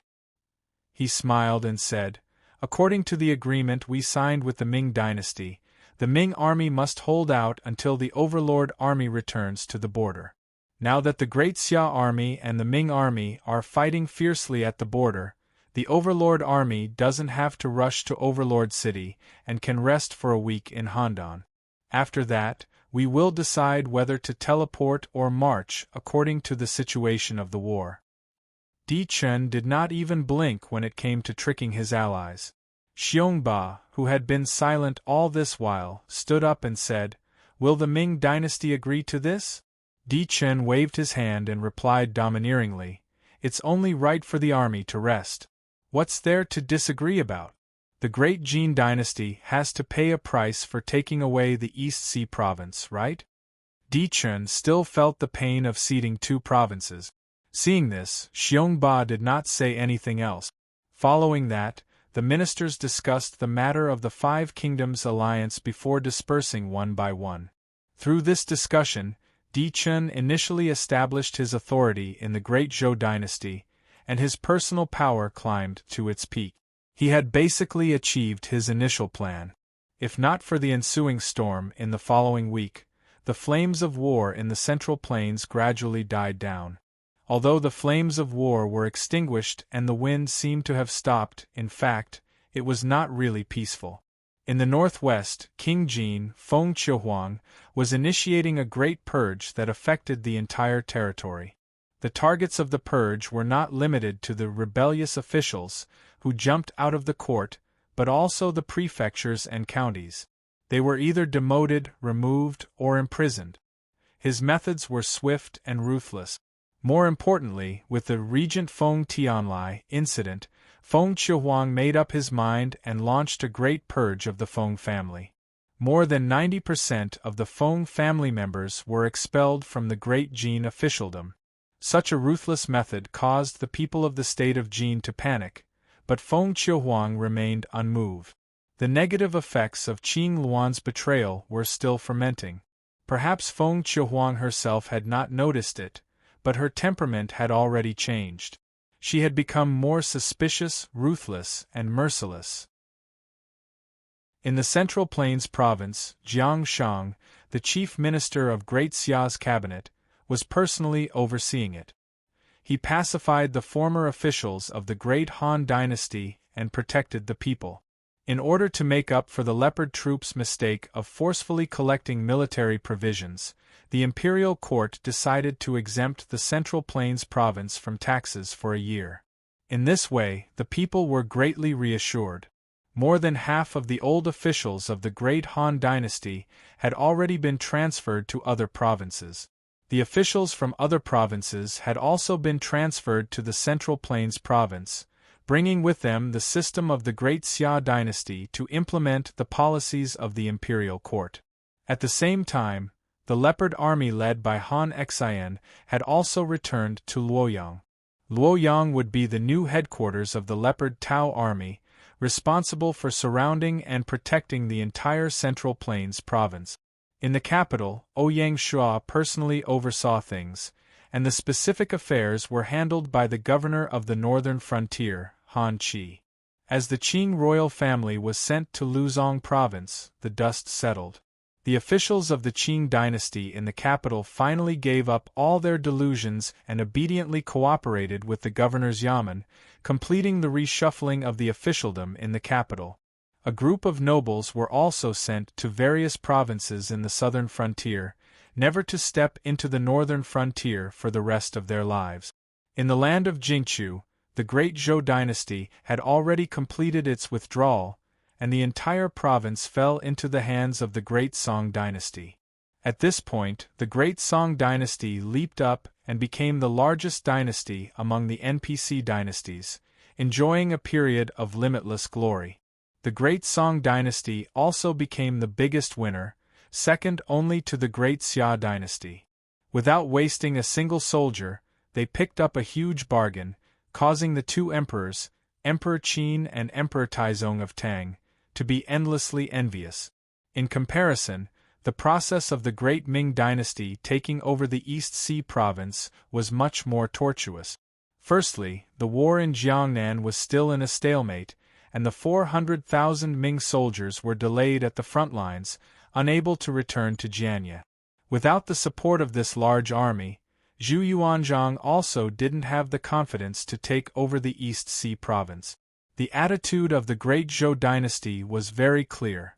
If the conqueror army didn't return to Jiangnan province, they would never cede the East Sea province. In the blink of an eye, a week had passed, and the Great Xia army continued to attack cities and seize land at the borders. In the past 2 days, they had already developed to using cannons to attack the border cities. Zhu Yuanzhang was in a difficult situation, but he didn't dare to express it. After giving up the Jingchu province, the Great Zhou dynasty once again gained a foothold and had more than 800,000 soldiers. It wasn't something that the Great Ming dynasty could shake head on. They could only continuously send envoys to urge the conqueror army to return to Overlord City as soon as possible. For this, Zhu Yuanzhang was even willing to pay out of his own pocket to pay for the transportation of the conqueror army. Secondly, the East Sea province had a strategic position in the Great Zhou dynasty. One of the two major fleets of the Great Zhou dynasty, the Haizhou fleet, was headquartered in the Haizhou port of the East Sea province. At the same time, they also had naval bases in ports such as Shun City Port. To withdraw the Haizhou fleet from the East Sea province was not something that could be done overnight. Moreover, Zhu Yuanzhang was naturally suspicious and definitely didn't want the Haizhou fleet of the Great Zhou dynasty to be stationed in the East Sea province. For this matter, the two sides argued back and forth, and until now, there was still no conclusion. The matter of ceding land was delayed just like this. During this period, the 5 states of Qin, Tang, Song, Ming, and Zhou frequently sent envoys to each other and conspired against the Great Xia dynasty. An alliance that was stronger than the alliance of the 6 states was taking shape. In addition to the Central Plains, major news broke out in other parts of the Huaxia region. In the land of Shu, the Shu Han dynasty could only be described as struggling at death's door. Under the blockade policy of the Great Xia dynasty, Qingdu County was completely isolated from the world. Even when Di Chun established the alliance, he didn't consider the Shu kingdom. With the decrease in grain and fodder, the lives of the people of Qingdu became more and more difficult. Even eating was a problem. The imperial court of the Great Xia dynasty lost no time in sending out a letter to persuade Liu Bei to surrender.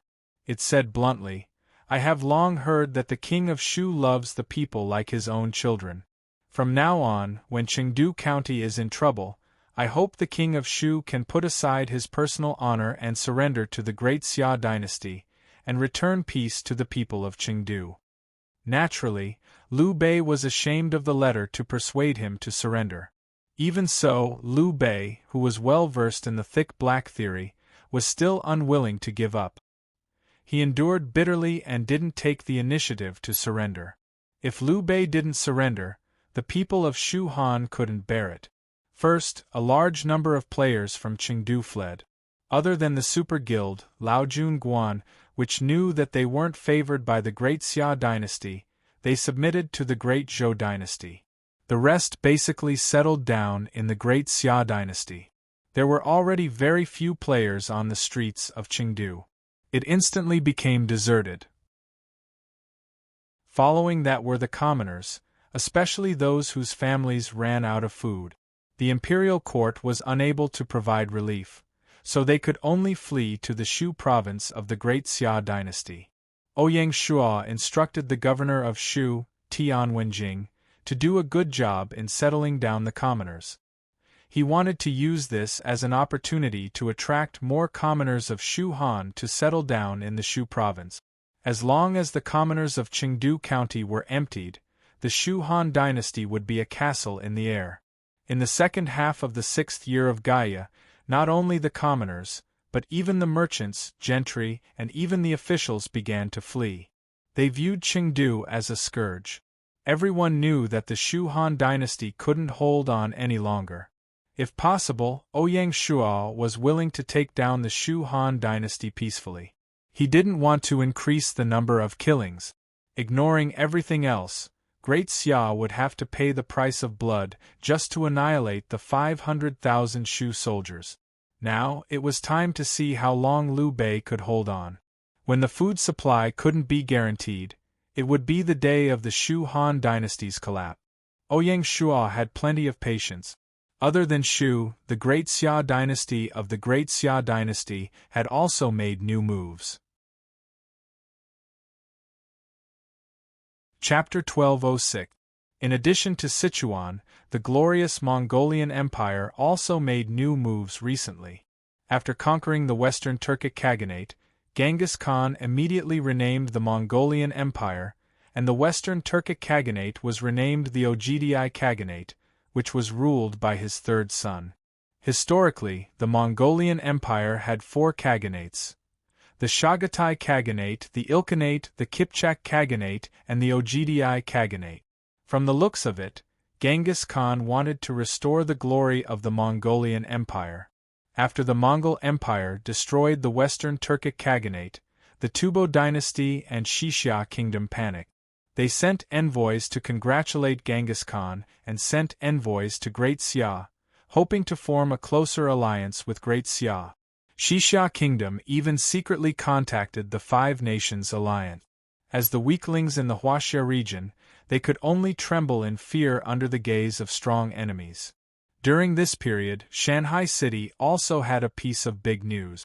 On the 27th of August, while the Great Xia Army was still entangled with the Ming Army, the Shanghai City Industry Department exhibited a new product, the bicycle.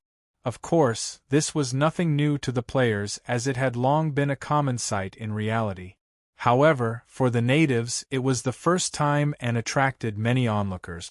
Even the players found it very interesting to see a bicycle in the game world. The first bicycle produced by the Great Xia Industry Department was still very simple and crude. It had neither a shock absorber nor a brake system, but it was already a very remarkable achievement. It was the most dazzling result of the comprehensive industrialization of Great Xia over the past 6 months. It was also a new epitome of the industrialization of Great Xia. The emergence of the bicycle meant that the industrialization of Great Xia was entering the fast lane. Ouyang Shua specially rushed back to Shanghai City to attend the groundbreaking ceremony of the Mountain Eagle Bicycle Factory. This bicycle factory, funded by the Ministry of Finance, was bound to bring about a subversive change in the way people traveled in the future. The layman watched the excitement, while the experts saw the artistry. With the establishment of the Mountain Eagle Bicycle Factory, the other dynasties were alarmed by the level of industrialization of Great Xia. They felt even more pressure and began to accelerate their industrialization. A global industrial competition was about to begin. With the global food shortage and the end of the war cycle, not only was the Huaxia region in turmoil, but the entire world was still in constant turmoil and had never been truly peaceful. In India, the Peacock dynasty and the Gudo dynasty exerted their strength at the same time. With the assistance of the Silver Hand and the Azure Badge respectively, they each destroyed a territory in the middle of the India district, greatly increasing their strength. The remaining territory was annexed by King Ashoka. King Ashoka was the emperor stationed in Delhi, the capital of the Indian district. He was also the leader of the ancient Indian emperors. The Ashoka dynasty under his command had more than 4 million imperial guards and was the most powerful force in the Indian district. With the destruction of the 3 large estates, the Indian district ushered in a tripartite situation. Other than Asia, the most interesting place was Europe. After the end of the second month of the Kingdom War, Europe's territory had been divided up by the 5 dynasties. There was no longer a piece of land without an owner, and none of the dynasties were pushovers. This also meant that the expansion of the 5 great dynasties had come to an end. For an ambitious emperor, this was, of course, the most unbearable. However, among the 5 dynasties, except for the Germanic dynasty, the other 4 belonged to the Silver Hands camp, so they couldn't fight even if they wanted to. Even so, the 5 dynasties still subconsciously strengthened the construction of the border fortifications. An ambiguous atmosphere pervaded the European continent. In this awkward situation, the African continent, the only continent that was still in war, suddenly became a fat meat in the eyes of the European dynasties. It was the best battlefield for the dynasty's expansion. The African continent was suddenly in flames of war. In addition to the 5 great dynasties of Europe, even the Dawson dynasty across the Atlantic Ocean also intervened. They divided the African continent together with the Egyptian dynasty, the Bantu dynasty, and the Great Xia dynasty's North African garrison. The African continent could be roughly divided into 5 major plates: North Africa, West Africa, Central Africa, East Africa, and South Africa. Among them, North Africa was basically divided by the Spanish dynasty, the Egyptian dynasty, and the Great Xia dynasty. The Gangdur dynasty, the Gaul dynasty, and the Germanic dynasty had all set their sights on West Africa. The Dawson dynasty mainly focused on the development of Central Africa, and South Africa was the territory of the Bantu dynasty. In view of this, the Great Xia temporarily gave up the fight for North Africa and set their sights on East Africa. Even in East Africa, the Great Xia dynasty was not the only one interested. The Arab Empire, the Persian Empire, and even the Mando dynasty of the Indian district had shown great interest in the East Africa continent. It was just that not long after the end of the national war, all parties were still restraining themselves and did not make a move immediately. When the dynasties had digested the results of this round of national war, it would be the time for the African continent to be in flames of war. And when the 5 major territories of the African continent confirmed their new masters, it would be the beginning of a global chaotic war. The African continent would definitely become the stage for the Great Xia to duel with the 2 giants, the Silver Hand and the Azure Emblem. In view of this, Ouyang Shua felt a sense of urgency. He wanted to unify the Huaxia region as soon as possible and focus his energy on the African continent to properly compete with the 2 major organizations. Apart from the African continent, the South American continent was not too peaceful either. Although the Indian Empire was the largest empire in the South American continent, it was not powerful enough to cover the sky with one hand. There were still other territories in the north, east, and south of the South American continent. If there were no external interference, the Indian Empire would eventually be able to unify South America. But as the global cake was about to be completely divided, there were finally dynasties that set their sights on the inconspicuous southern continent. The first to jump out was the Dawson dynasty. As soon as the national war ended, the Dawson dynasty displayed a very strong aggressiveness. To the east, they crossed the Atlantic Ocean and attacked the Central African continent.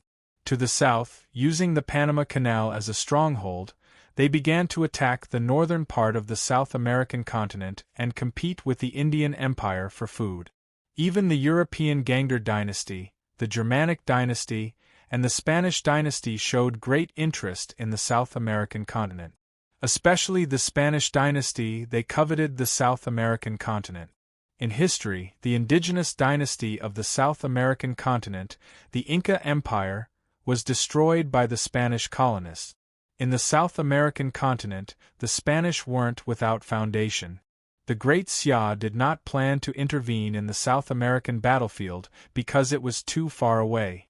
It was beyond their power and it did not conform to the Great Xia's strategy. The only thing they could do was to maintain trade with the Indian Empire. During this period, Ouyang Shua did instruct the Pacific Fleet to collect information about the mysterious mother continent, but it was a pity that they found nothing. The mysterious mother continent had yet to be unveiled, which made Ouyang Shua very itchy. Every mysterious continent was a treasure trove. Amidst the chaos, it was September. On the 1st of September, the great Zhou conqueror finally agreed to set off under the repeated urging of the Ming dynasty. They directly teleported from Handan City to Conqueror City. The Battle of Jiangnan had reached its most critical moment. You're tuning in to the Phoenix Knights YouTube channel. Don't forget to subscribe and join us on this journey to catch the most captivating stories.